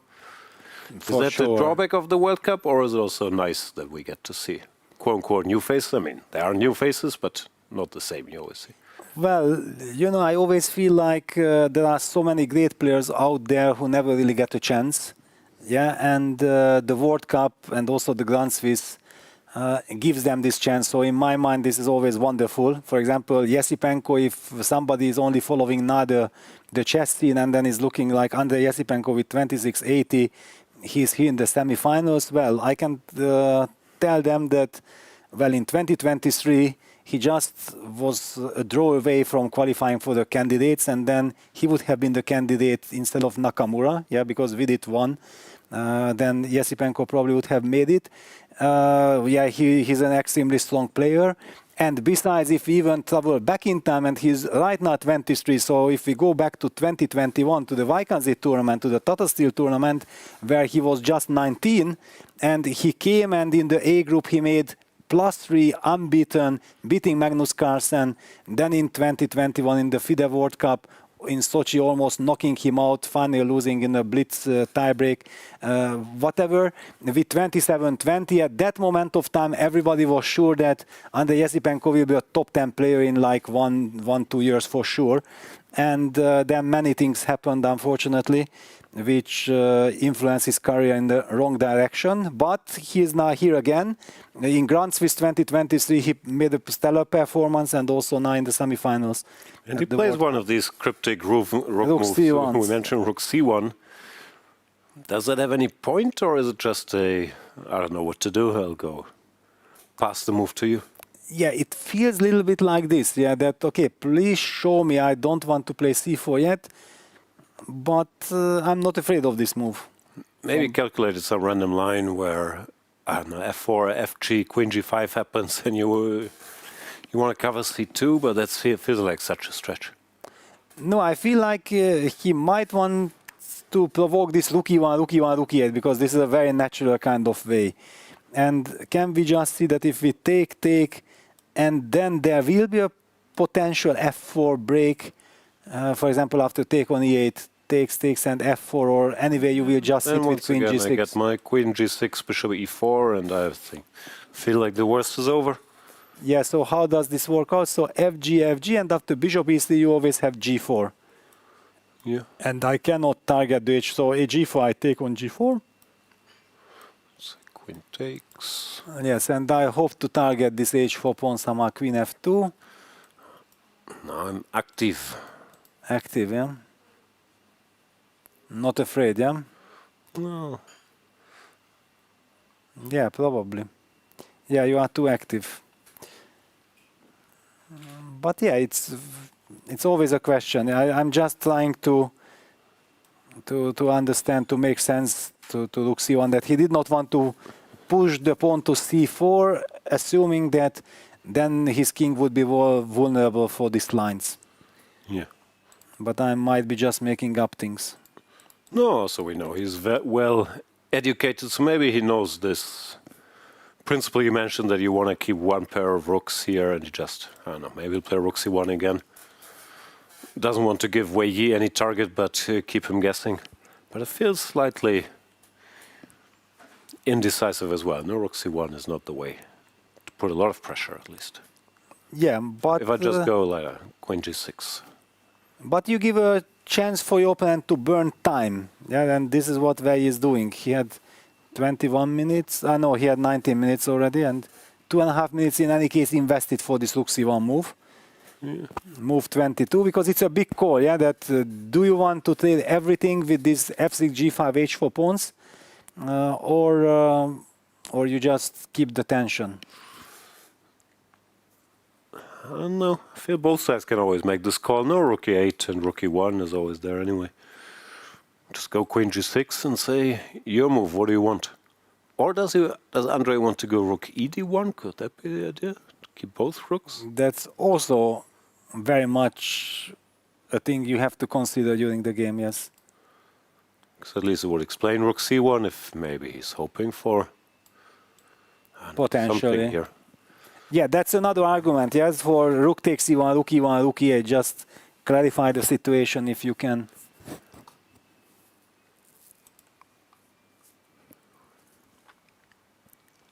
"15 minutes.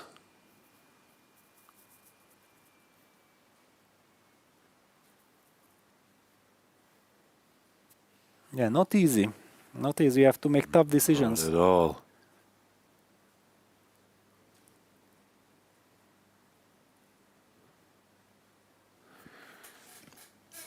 Innocent-looking positions are always tricky. Yeah. Wei Yi and Esipenko, teammates on the Düsseldorf team. But the chess world is so small, almost everybody's sort of teammates or seconds or something. Like there's always a connection.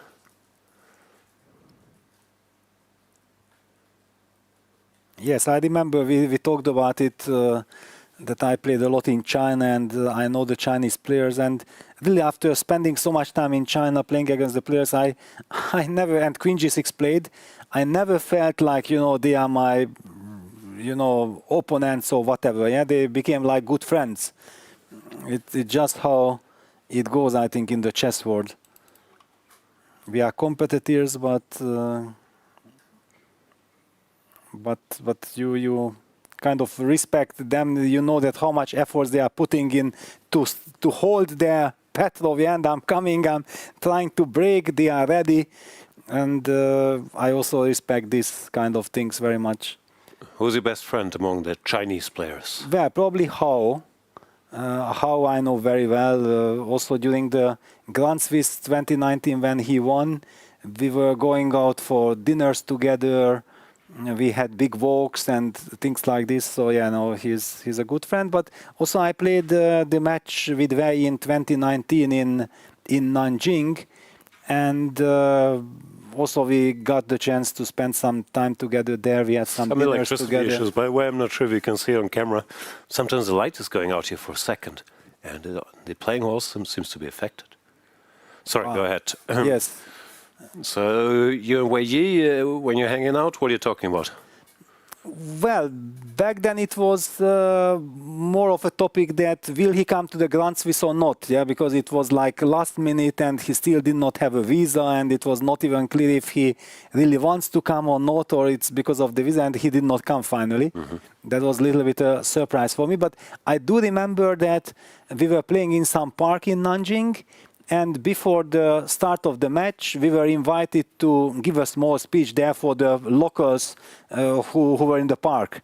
And I started my speech, and I was saying that how happy I am here to be in China. I already been to Nanjing 10 years ago, playing the Pearl Spring tournament, and I'm very happy to be here, and so on. I have many friends, and so on. And my speech was something like 15 minutes, and it was translated.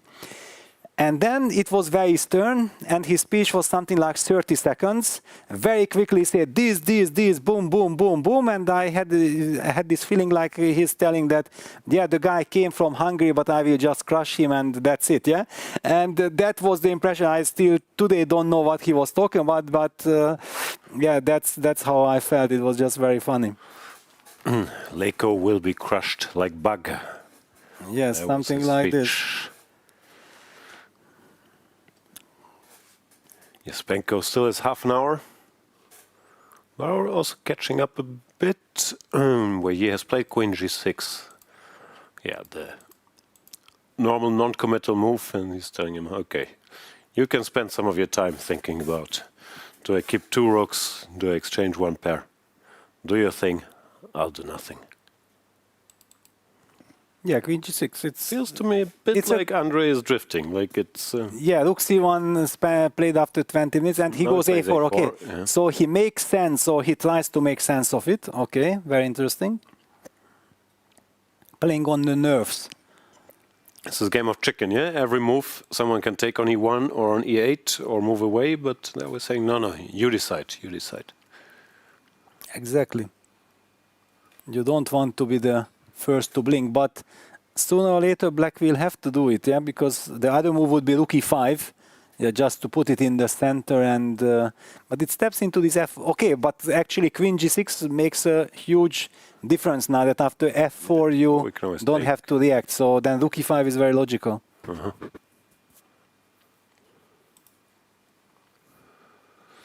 It's a bit of shadow boxing. There's still no threats or lines where we get direct contact, and I'm still wondering a bit if we'll see any, because it's on white to make something happen if he will push C4 or B4 or whatever one day. Is he going to? Well, And there's also using this typical kind of method, right? That you keep the threats alive, you keep the options open, and you wait for your opponent to get into time trouble.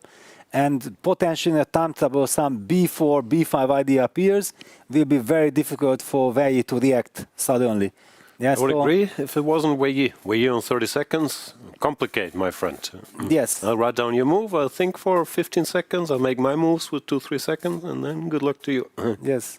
I know, because this is how I lost that match to Wei Yi in Nanjing. That actually, I think I played a very good match. I was controlling the match and everything, but in the very first game, he lured me into time trouble. Like we both had 2 minutes for 20 moves in a very complicated position. I felt like I'm actually happy, but happiness didn't mean anything, because once it got complicated, he really played like a computer and punished my mistake, which and Rook e5 played, of course, on the board.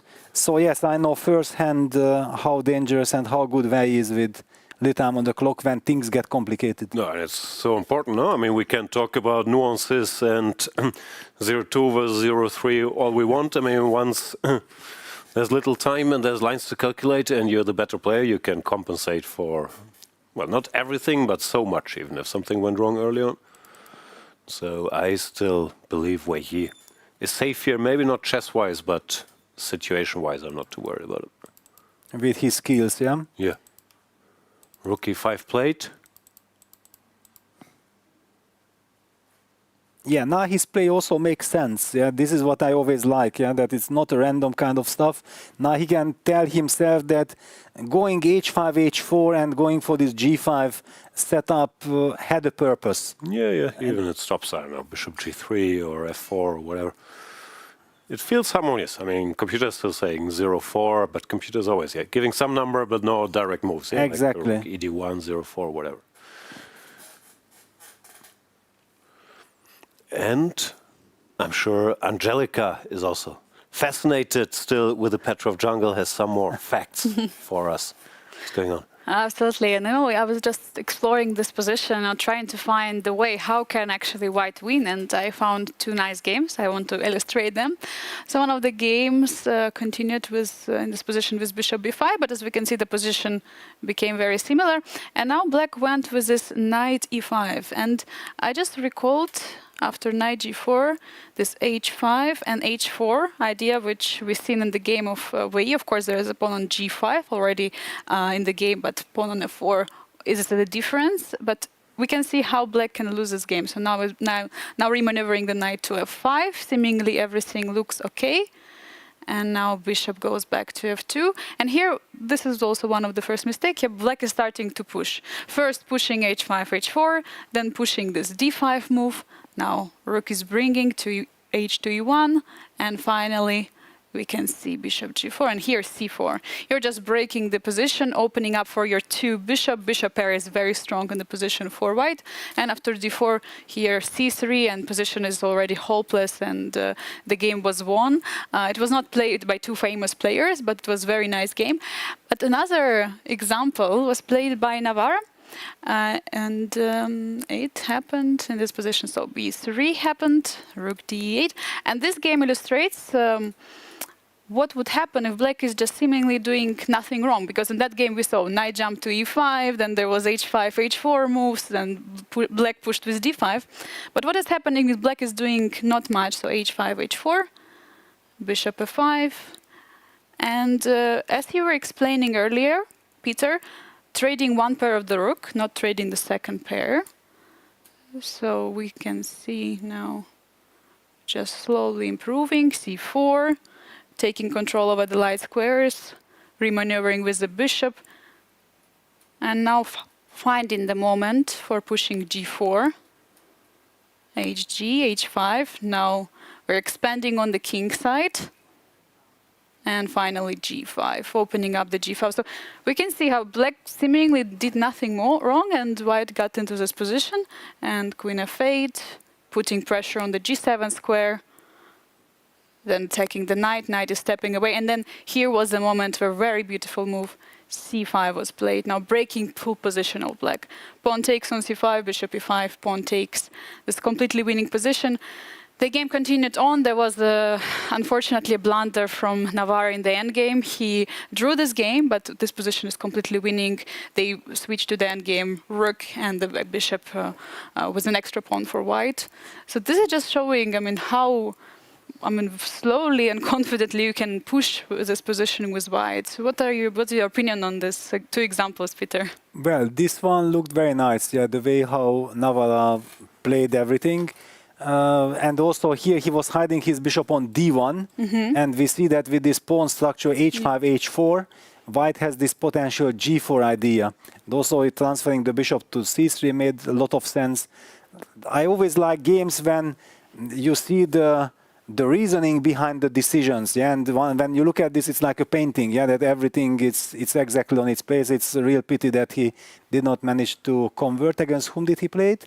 Malcolm Jan. Malcolm Jan. Okay, against Hunt. Yeah. So Hunt survived. And the other game was very instructive for me that, like you said, that when black starts jumping with knight e5, h5, h4, and then we get this f4 structure, exactly what we discussed with Jan. And it was like a computer idea that f4, bishop f2, and then even you are not trying to win the h4 pawn, but just keeping the tension with this bishop d5, bishop f3. Very important games. Thank you very much, Angelica, that you find those, because this is how people can learn very nicely that what we are playing for. Exactly. It's very difficult to describe in words, but those were really nice model games. And also talking about current positions and the moves that have been played, would you say, because I find some similarities in this game, how Wei Yi pushed h5, h4, as well as this interesting move rook c1. I find it similar how Wei Yi played against Arjun when he pushed c5. Do you find similar that this h4 move was in a way a c5, similar kind of mistakes, as well as Arjun in that game played very strange move, if you remember, rook e1, seemingly putting it on the closed file, and here we see Andrey Esipenko playing rook c1. Well, I think it's a lot about mind games here, yeah, that Andrey is also trying to give reasons for Wei Yi to spend some more time, but when we look at the current situation, then the clock difference is already kind of just 10 minutes between the players. Yeah, it also shows that how easy it is for white to burn time once you get your setup. Yeah, you know exactly that you are supposed to get the rook from, and we see rook e2, a small little touch rook e2. It's not the most ambitious move. Basically, with rook ed1, white would have shown his real ambition that he wants to go all in, but it's a very risky kind of move, because you, with rook ed1, signal to your opponent, I don't want to trade anything, and I want to start an attack on the queen side with b4, c4, and so on, but black will have the e file, which will certainly give real counterplay for him. Rook e2 is more professional. It's a more controlled option and alternative, and I want to ask Jan, what are your feelings? I think that rook e2 is something that you like. No, I'm trying to figure out what he wants. If black just goes rook d e8, he wants rook c e1, and then exchange all the rooks, so I'm not sure I understand what it's about. Or does he want bishop takes it to bishop d1, switching to the Navarre kind of setup? Is and that bringing an rook idea? g1 first. And then rook g1, bishop d1, then f4, and then somehow trying to play g4 and like this. Well, maybe. Yes, but here bishop takes e2 is a threat. We have to watch out for the tactics. Yeah, so it's not so easy to untangle. And with bishop d1, then you make sure that you trade all the rooks. Yeah, but I meant even if I don't take on e2, but I go rook e8 directly, you just e8 directly, like what's Andrey's next move? I'm not... So you don't take on e2. Okay, rook c1 and then? Sorry, rook c1 and... yeah, some move. King b8, computer saying. King Just b8. standing. Yes, but king b8 is not an easy move. Since he didn't do it yet, it means that he doesn't want to. Also, I would like to go a5, but then you always have bishop b5. Bishop b5, yeah. No, a5, b6, I'd be happier. You cannot really touch. Rook e3 and then bishop b5. Yes. Yeah, maybe it's not so bad. No, it's slightly unpleasant for black, but I feel like Andrey is drifting a little bit. He's trying to be super safe, but he's also not trying to push too hard. By the way, this is current position, yeah? It already happened. Yes, already happened, yeah. Rook e2, rook d8, rook c1. Well, I know firsthand that I also always played these moves very quickly, and then comes the moment of truth that what next, yeah, how to continue, because it's very easy to say that, you know, these are the ideas, but whenever you do something, then you give your opponent some chance. You also don't want to do this, then you might feel like, okay, let me wait one more move, then you wait for one more move, and then the chance passes that that was the golden opportunity, that at least you could have made a step forward in some direction. And now we're under time pressure, as well as the question has been asked from Andrey Esipenko right now. What do you want to do? Do you want to take? Do you want to trade? Or you're going to just step away with the king? Jan, what would you do here? Would you trade? I have no idea. I would never play this this line. It's way too complicated for me. Like I'm trying to understand all these great explanations, but it's too many subtleties. Give me the Marshall or the Berlin. Let's exchange stuff and not give the opponent the two bishops. But yeah, having said that, the problem is also King B8, no random move for. Random first computer line as usual, rook E3, then what do I do? Do I go back? At some point, either side has to decide, no? I mean, yes, probably actually you shadow bit back to C8. Yeah, yeah. We go back. Yes. Jadów, yeah. Yes, just and we continue yes. playing Cemento. Yes, King C8, just keeping. Yeah. All right. Yeah, I guess we will evade further tiny rook moves back and forth, and I'm being told break. So we're going on break. Thanks, Angelica. Thanks, Peter. Back with more shuffling in the Petrov. There are so many people working hard to make the FIDE World Cup 2025 a success, and many of them are volunteers. Every day they're here, so many of them with the players helping out. Let's find out a little bit more about them and what they do.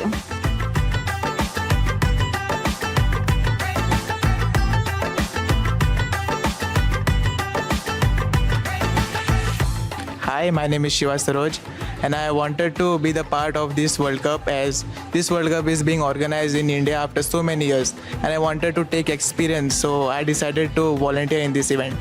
I'm basically a footballer, but my friend's a chess player, so he pitched me this idea to volunteer here. And our work is basically, we were giving out the accreditations to all the players and all the arbiters and whoever are organizing this event. And it was a great experience, and it's really smooth. Everyone is very coordinating, and the players are really nice, and overall the event is going really smoothly. My name is Nivesh Sangvi. Basically, I'm pursuing sports management. So I'm not a local guy from here. I'm from Pune, India. So this is my internship only. So one of my sir called me for this internship. So yeah, I'm really enjoying it.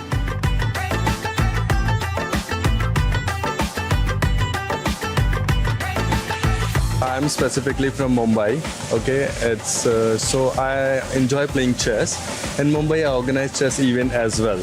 Okay, so this is good opportunity for me to learn from this World Cup, and also, you know, involved in the chess and promote chess as much possible in India.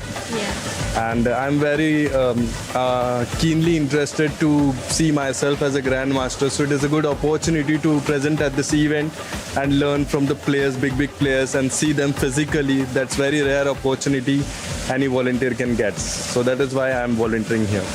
I come in around at 1 o'clock. The players come by 3. So I wait till maybe 9 o'clock till the game gets over, and then we leave. Wow, so 8-hour work days, huh? Yeah. And how often are you here? Which days? So I joined a bit late, but from 2nd November I'm here. I'm looking at the players. I have learned a lot of things since I've participated here. I helped the crowd to get their place, and again issuing them tickets and all. So kind of giving them a mental peace and a proper customer service. That was the best thing I love about it. Yeah.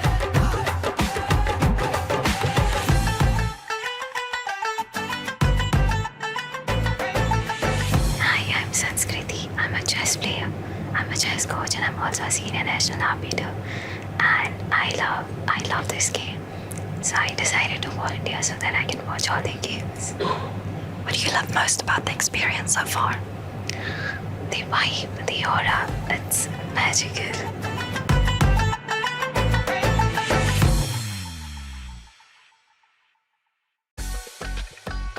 Are you ready to witness the most intense and unforgiving format in chess? A knockout where one mistake can send you home. This is the 2025 FIDE World Cup. From October 30th to November the 27th, the chess world gathers in Goa, India for 1 month of chess. 206 players, 8 single elimination rounds. With a $2 million prize fund, every round is a test of nerve. 2-game classical matches, rapid and blitz tiebreaks, and even Armageddon if needed. For the top 3 finishers, the prize is even greater. A ticket to the 2026 Candidates Tournament. This is the chance to earn the right to fight for the World Championship. The FIDE World Cup 2025. Only the strongest will survive.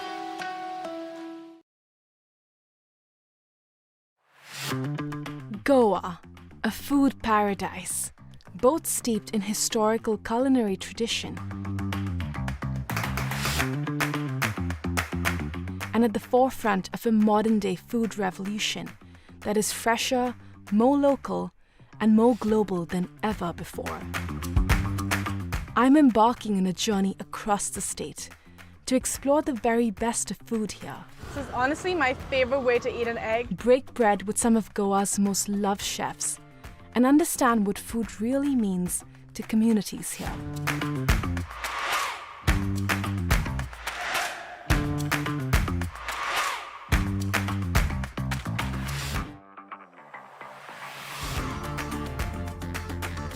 Watch Postcards from Goa on National Geographic.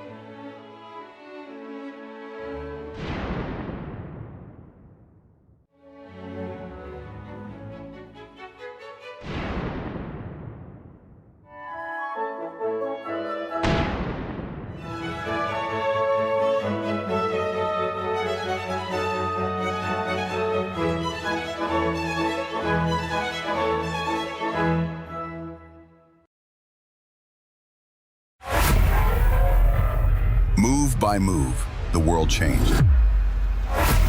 City by city, the league grew. United Arab Emirates, United Kingdom.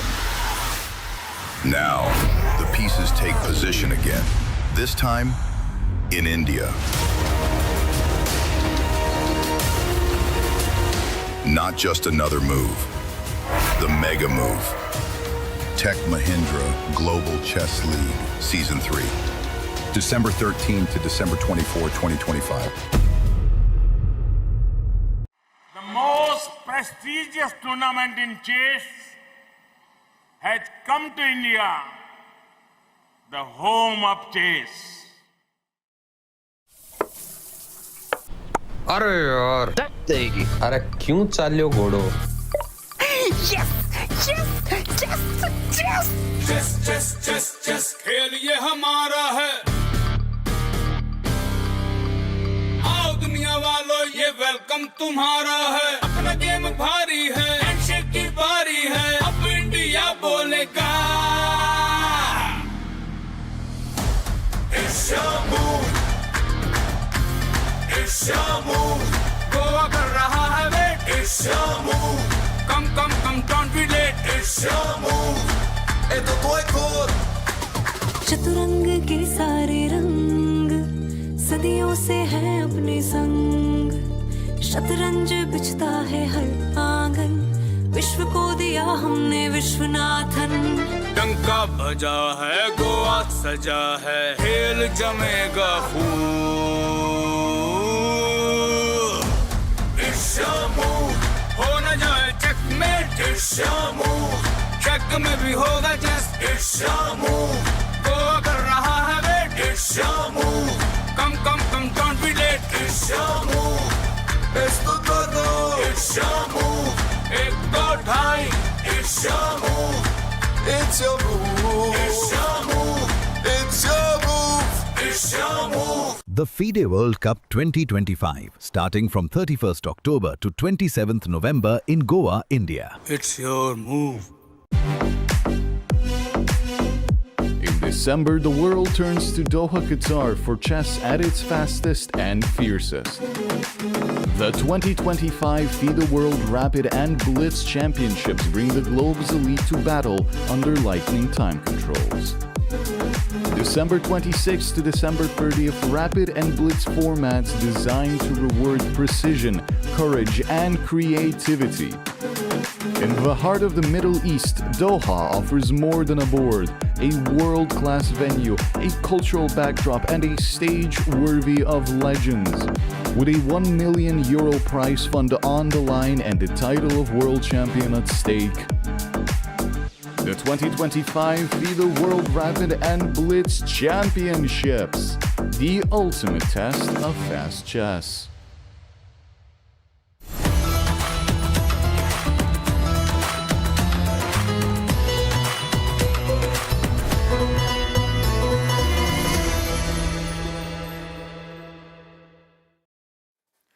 Welcome back. We have exciting developments. Rooks were moved forward 1 square. Bishop moved back 1 square. Peter, make sense of it all. It's dramatic. It's dramatic, yeah. We just had a small break and already so many finesses happened.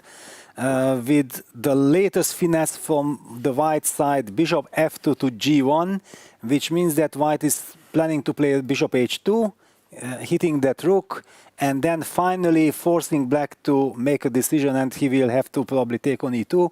Then white will certainly capture back with the bishop in order to keep the one pair of rooks alive. And then we start, rook e2, bishop e2, and the next couple of moves will be bishop g1, bishop f2, move the rook away from e1 somewhere to c1 because of this bishop takes it. You want to... wait a second, hang on, you just sit like this, and I can't hide my rook anymore. I was just making moves by now you can't go away at least. Wow, okay. A lot of finesses, but Wei Yi down to 5 minutes on the clock, so this Finally, bishop g1... this is Wei Yi time. Bishop g1 has a huge impact on him. He goes queen e8, tripling. Immediately, what's this called? Ayekhin's gun? Wow, have we ever seen so many heavy pieces on the e-file like this? Lined up? Still room. Queen needs to go to e1. Rook e2. What's this point after bishop h2? Okay, now it takes, and it's the same construction here. Bishop takes, you're pinned. And if rook takes, we get rid of all the rooks. Which should make black's life maybe slightly easier. Bishop h2 plate. Now you shall take. You can't really take with the bishop, no, at least it feels clumsy. Yeah, rook takes. No, I feel Wei Yi has this under control. Yeah, Wei Yi is happy. I also think that this is kind of very nice. Now he knows that he doesn't have to worry about any kingside attack anymore, yeah? After the trade of rooks. Yeah, take again. Well, white will only have this f4 break, but seemingly black is having that under control. General question after queen 2, of course I don't need to take, but assuming I take, takes, what is this? You take, yeah? You are sure to take, or you can also play queen g6. No, that's what I'm saying. Assuming I take, does white have any chances here? Because frankly I think no. If my knight gets here and here, I should be fine. So you have to play f4 knight e5. quickly, no? Yeah, you play knight e5 and f4, knight g6. Yeah, this is your setup, forcing fg. So the bishop is a bit silly now. Yeah, it's a bit silly. Takes. No, you go back probably. But looks like I should be fine. I'll bring the king, put the knight here. So should be 4. Very drawish. Yeah. Yeah, where he takes on e2. Yeah, all this rook c1s, bishop g1, bishop h2s finally. Too subtle. If we anyway end up trading all the pieces. Yeah, he takes with the bishop. Yeah, he keeps the queens alive, and he will try to shuffle back that bishop to g1 e3. Or shuffling. Queen e6 played. Do you think we could see a draw offer anytime soon? Is move 29? No. No, that is out of the cards. Oh. No, there is no draw offer here. Queen e6 played. White plays bishop g1. The bishop comes back to f2. Then, no. Of course, white will squeeze this. That's the whole purpose. If you agree to a draw here in a classical game, then everything made no sense what you have done. How do you offer a draw? Do you always say it in English, I offer a draw, or do you adjust your language to your opponent? No, I think I use English. Sometimes when I play these Spanish guys, I don't know if they will understand me, so I would say, ofrezco tablas. Yeah. The famous tablas, yeah? Nietzsche. Yes. Yeah, no, but normally it's just like with Jadub. Yeah, you just feel like that's how it should be done, yeah? No. If I play a Spanish guy, I'll say compongo.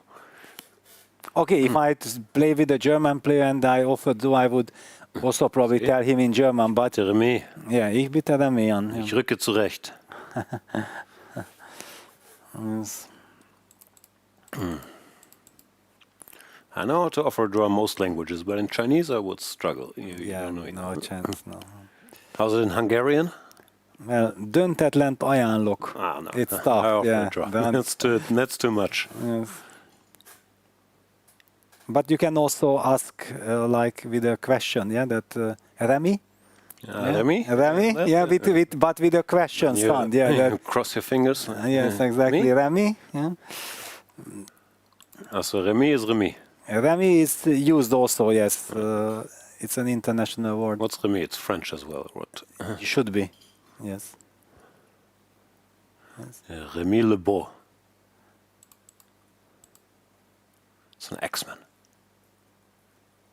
But yeah, I remember also my very first World Youth Championship in Puerto Rico. I was 9 years old, and then we were taught that how to offer draw. Yeah, that with this sign, with the hand sign, like you showed. Yeah, this is the safest method. Yeah. Hungarian chess school. First you learn rook endings, then how to offer draw, then the Grunfeld. Brilliant. That's how it is.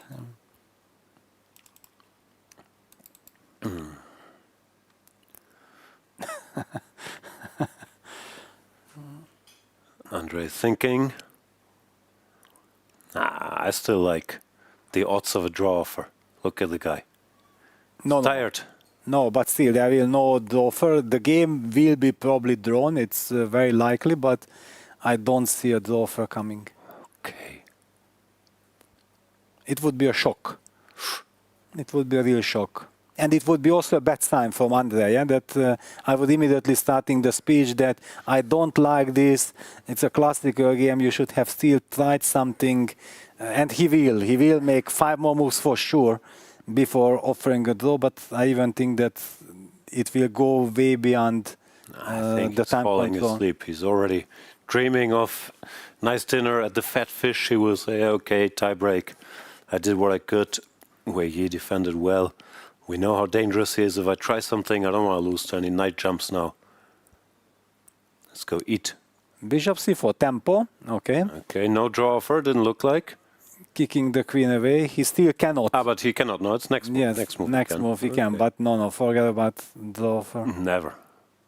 It's a sign of weakness. If in a slightly better position you offer draw, you just can't do that in a mini-match. Sign of a draw, and then you can go eat. I don't disagree with you, but I was there. I witnessed how you asked Andrey that did you go to the Fat Fish, and he was very happy that you know Fat Fish. I saw, I saw the smile on Andrey's face. Yeah, that it is the Fat Fish. Moti Moshi or something like this was in Hindu. Yeah. I don't know. No, it's called fat fish. I've been there. But Yeah, but the taxi driver was telling us during that in the local language it is moti moshi or that yes. I don't know. I don't know exactly, but this is how I remember. So if somebody can help us out, but it was something like this. No, I've been investigating all the restaurant places, the Lizard Corporation, the Fat Fish. And we also were at the Elephant and Company. No, I mean there's a lot of elephant-themed bars here in Goa, or animal-themed. Yeah, when I played in Delhi and with my wife, we collected all the souvenirs, something like 30 kilo of souvenirs we were taking back home. Probably 15, 20 kilo was the elephant brigade. That's one elephant, or no? There were many elephants. Many elephants. Yeah, we even had these elephants where inside an elephant there were like 8 more elephants. You know, what's beautifully it called? cut. Matrushka, or what's the word? No, that is another.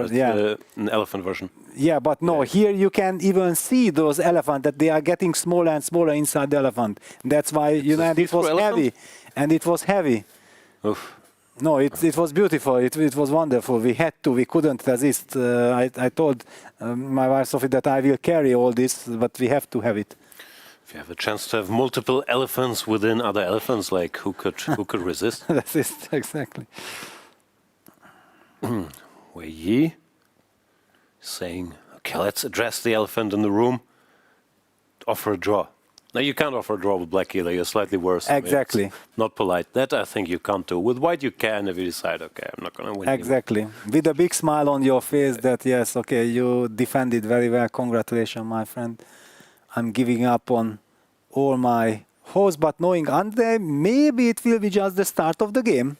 Maybe. He is Russian school of chess. Yeah, you normally have to treasure these small little somethings, yeah, where you cannot lose. You have to try squeezing. Yeah. Can you imagine Anish here with white? Anish would be also so happy. But wait a second. Bishop e2, queen e6. Bishop e2, queen e6. Don't do this. Oh, Peter. No. Bishop c4. No, you can't do that. Don't do that. Anish, we are calling you. Anish actually won against Bu, one of this type of, it was knight d4, bishop takes d4, c takes d4 structure. And Anish managed to squeeze out a win against Bu, who is normally unbeatable in this kind of structures. Yeah.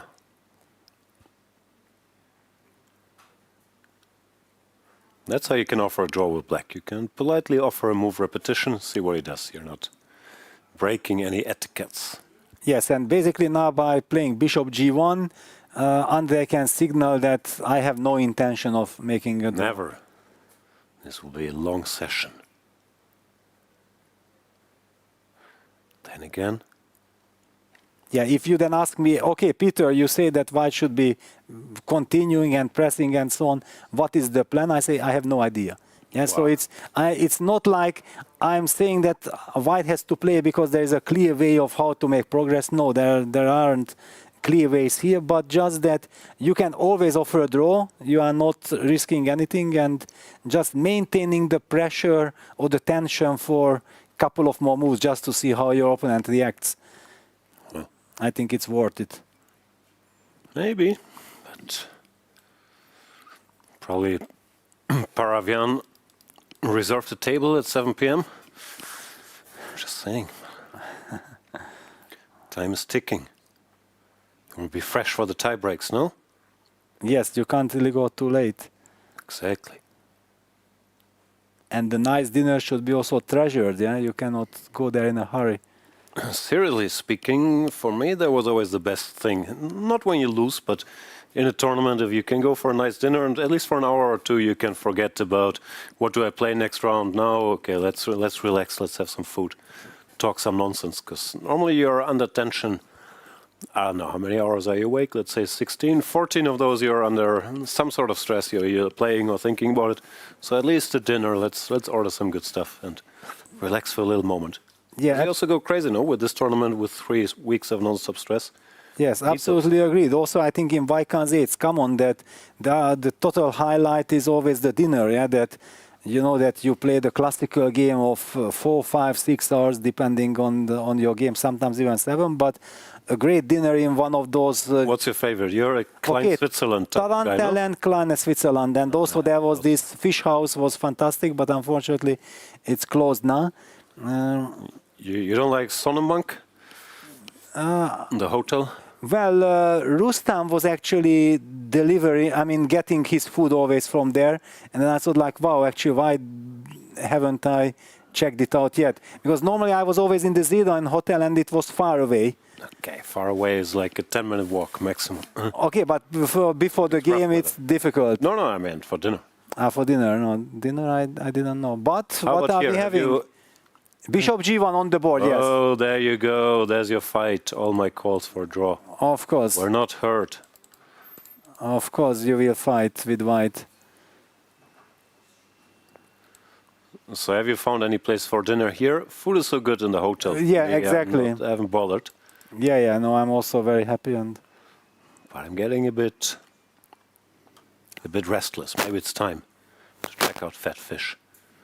I can creepily take the table next to Andrey and his coach. Don't worry, guys. I don't speak any Russian. No pressure. Debate your stuff. But I'm recording. Recordings could be made.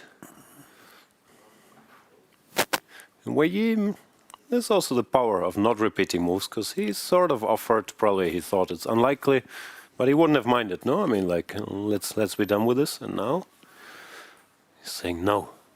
Of course, he would have been very happy to make a draw here, and Andrey made the right decision to continue with Bishop G1. Playing a little bit on the nerve of your opponent, yeah, this is always a good idea.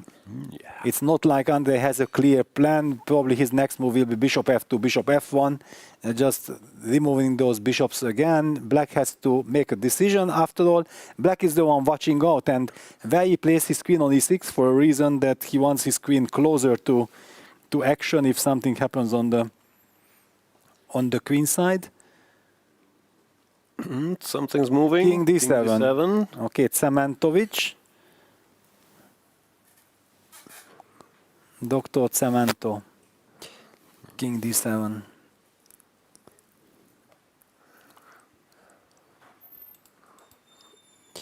Four minutes. Don't want C4, no? Then we're running into then Queen E5 some check. to play all of a sudden. Yes. Yeah, no. Then also you get your Queen E5 check, A5. No, this we don't want. So we do nothing. We do Bishop F2. Black also does nothing.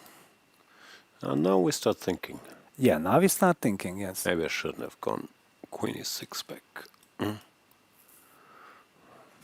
Well, yeah, still needs some precision. Can we bring the horse here at some point? I'd like but to where here. Exactly? I want to go here. I'm just not sure when. Maybe with the queen on E5 is a bit dumb. Yeah, then you run into this Bishop D4 tempo. Okay. Yeah, but also Bishop C4. Yeah, it feels a bit shaky. Bad timing. And there we have it. The small little move. But where was he when Bishop E3? No, that's a big move. Well, a little bit too big for the position, yeah? Yeah, Bishop E3, okay. Just hinting at potential F4, yeah. But okay, F4, G4 is still not what we want. But now, since I'm getting nervous... he wants Bishop C4, Queen E5, F4, okay. It may, anyway, after Bishop C4, Queen E8 was played, it doesn't mean anything, but... And what does it mean that you are getting nervous? No, I was trying to jump and provoke F4. Is that stupid? 95? Asking for it, yeah? Asking for it, I want to clarify. Oh, in time trouble, moves 33 with 3.5 minutes on the clock. I believe in Wei Yi. In time trouble, position opening up, I always like his chances. We all believe in Wei Yi, but the position is such that only white can put pressure. Come on, Wei Yi. A little more action, please. Well, but action can only be created from white side. No. He can create with 95. Then he's... If you don't create, if I jump here, I'm not unhappy. I don't know, because with queens on the board, this knight g6 doesn't Slowly you remove everything from the other side of the board. Knight g6, I will meet with king is bishop already- c4. I use bishop c4 immediately. Okay. And if I go bishop d5, then you will play c6, you will there, then I'm coming back. 6, I'm not sure. Yeah, okay, Right. that's what I mean. Can play b6. Okay, but... I want b6, a5. Yeah, and if I play a5 now? He will move the knight. Let's go! Yeah, there you have your move, knight e5. Jan was calling it out. How can Wei Yi That's my disagree? Knight e5. Also, it puts some pressure on Andrey. Please, you calculate if you want to go f4 or not, or if you're scared of knight g6 or not. Don't let him just go bishop f1, bishop f2, and think all the time. Yeah, knight e5. Yeah, this f4g, yeah, bishop f4, bishop This is a g4. big question, but this looks active. And Andrei looked aside like, wait a second, he really, yeah, look at this, yeah, that he is ready with 3.5 or 3 minutes to get into this change of structure. It shows a lot of confidence also from Wei. This is not an easy decision. For him it is.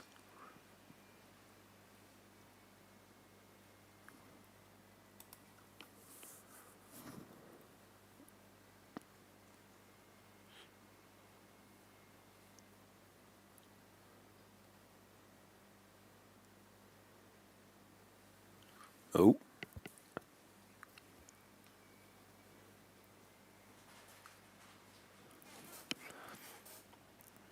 They both look tired, which is understandable, but not broken. Doesn't affect their chess. But I think you can see it a bit. Of course, okay, everybody is very tired, yeah. Yeah. With all the tension. Anyway, even if there would be no tension with so much spending 3 weeks and playing non-stop, it's tough. But with this tension, this constant pressure of making one mistake and getting knocked out, being eliminated, that just adds. What I like is that they're both wearing their badges. It's the last game remaining. They're on stage, semifinals of the World Cup. But gotta make sure that people let you in, no? Yeah, I'm actually shocked. To be honest, yeah, I also noticed at the beginning of the game that none of the players removed their badges, and I would not be able to play the game at all with the badge hanging in my neck. I'm old school. I want my pen, and I want to remove the badge. No, you're not allowed to bring your own pen. Yes, Times not have changed. anymore. Yeah, this is a sad story. No pen, no watches. Well, watches are anyway never, but my pen, yeah, I'm ready to give up my pen, arbiter, check it, whatever, place it on my board.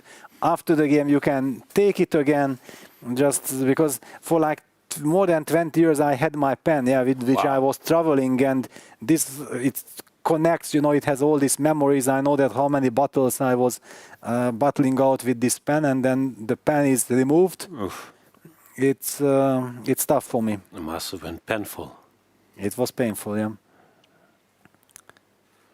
Now what happened to the pen? It's at home? I have it, yeah, it's there. It's there if What I type have of to. pen? Is it a fancy pen or? Yeah, actually I had 2 nice pens because one was presented by my wife and I won the candidates 2002 with that pen. And of course it stayed. And then in 2003, winning Linares, and then also not just winning the tournament, but I got the biggest fighter prize as well of the tournament. And then I got a Mont Blanc, a beautiful special edition, and that one also. So these 2 pens are my favorite pens that I was using throughout my career. Must be rough for you to show up there. And then they give you a standardized FIDE World Cup. Yeah, but I was satisfied here. I was satisfied. It was a nice pen. Yeah, it had a style, and I always appreciate such small details. Yeah. Of course. Andrey is appreciating the small nuances here. Big decision if he wants to go f4. My feeling is he won't go f4. He knows who he's dealing with. You don't want to make Wei Yi's piece more active. I think some cryptic bishop move. But actually, this 95 is a move that shows some confidence. Yeah, because actually from White's perspective, you very much wanted to prefer that your opponent sees the goals that whenever you play 95 F4, this is not good for you, so don't do that.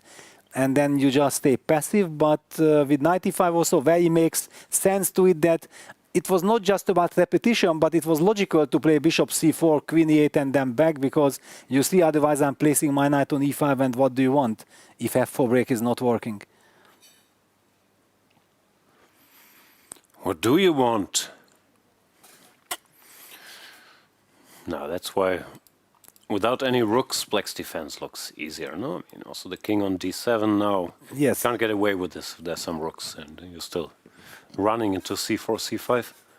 Yeah, like Angelica showed, yeah, I ended up in positions like this against Lanier, but yeah, this game against Lanier, okay, I think it was quite a friendly game. One should not read too much into that game, but all the games against Wang Yue or other games, yeah, they had. And against Adams, it was the very first game, then I was a newcomer to the position. Queen d4. Queen d4. Next draw offer, knight c6, inviting. queen d2. Yes. I told you that 95 has a psychological effect. See, knight c6 will be blitzed out. Yes. Queen d2, 95. And there was a little look from Andrey, like he is willing to agree. Is he willing to agree? I told you all along. Okay, 95. That broke him. Yeah, 95 can have an impact, yeah. This I absolutely agree. See, yeah, and there we go. Yes, I have seen it on his eyes. He was signaling it that that's it. And okay, made some hand motion, draw, draw. There we go. Nice defense by Wei Yi. Nice masterclass by Angelica and you about Petrov with knight c3. I almost feel ready to start playing this. I think I can draw with white now. If they play knight c6, bishop e6, I feel confident. Some chit-chat. You were a little worse, Wei Yi, huh? Nah. Chinese grandmasters have drawn this position for decades. Yes, that's true.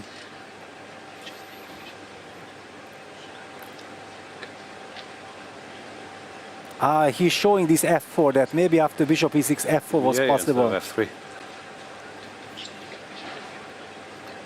97, 95. Yeah, but then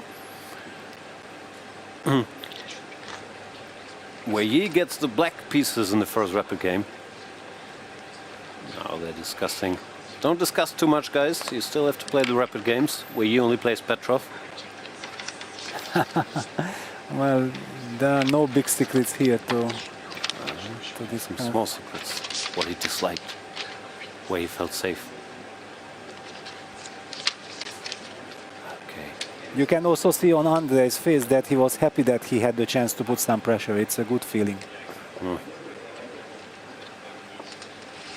Actually, he was pushing in both games, yeah? Pushing is nice, but if you push the favorite makes draws. At some point you don't push, and then exactly. you get pushed back. Yes, this is how it works. But both these guys, of course, confident about their tie-break skills, have stellar records in tie-breaks. And that means for us that tomorrow the dream comes true. 2 tie-breaks for the finals and the candidates. Let's have a look at the results. I think it was 4 draws, Peter. Yes, what a surprise. Well, but tomorrow will be an incredible day. Yeah, we will have Judgment Day, Decision Day. We will have the first two players, first 2 players getting into the candidates. And, well, you don't want to miss that. It will be a hell of a show. The only way not to miss it is to subscribe to FIDE_chess right now. You can also like, you can comment, but you gotta subscribe and be back tomorrow at 3 p.m. Thank you so much for watching. Thanks to all the organizers. Peter, tomorrow we get all the action. Absolutely. looking forward to it. Bye-bye.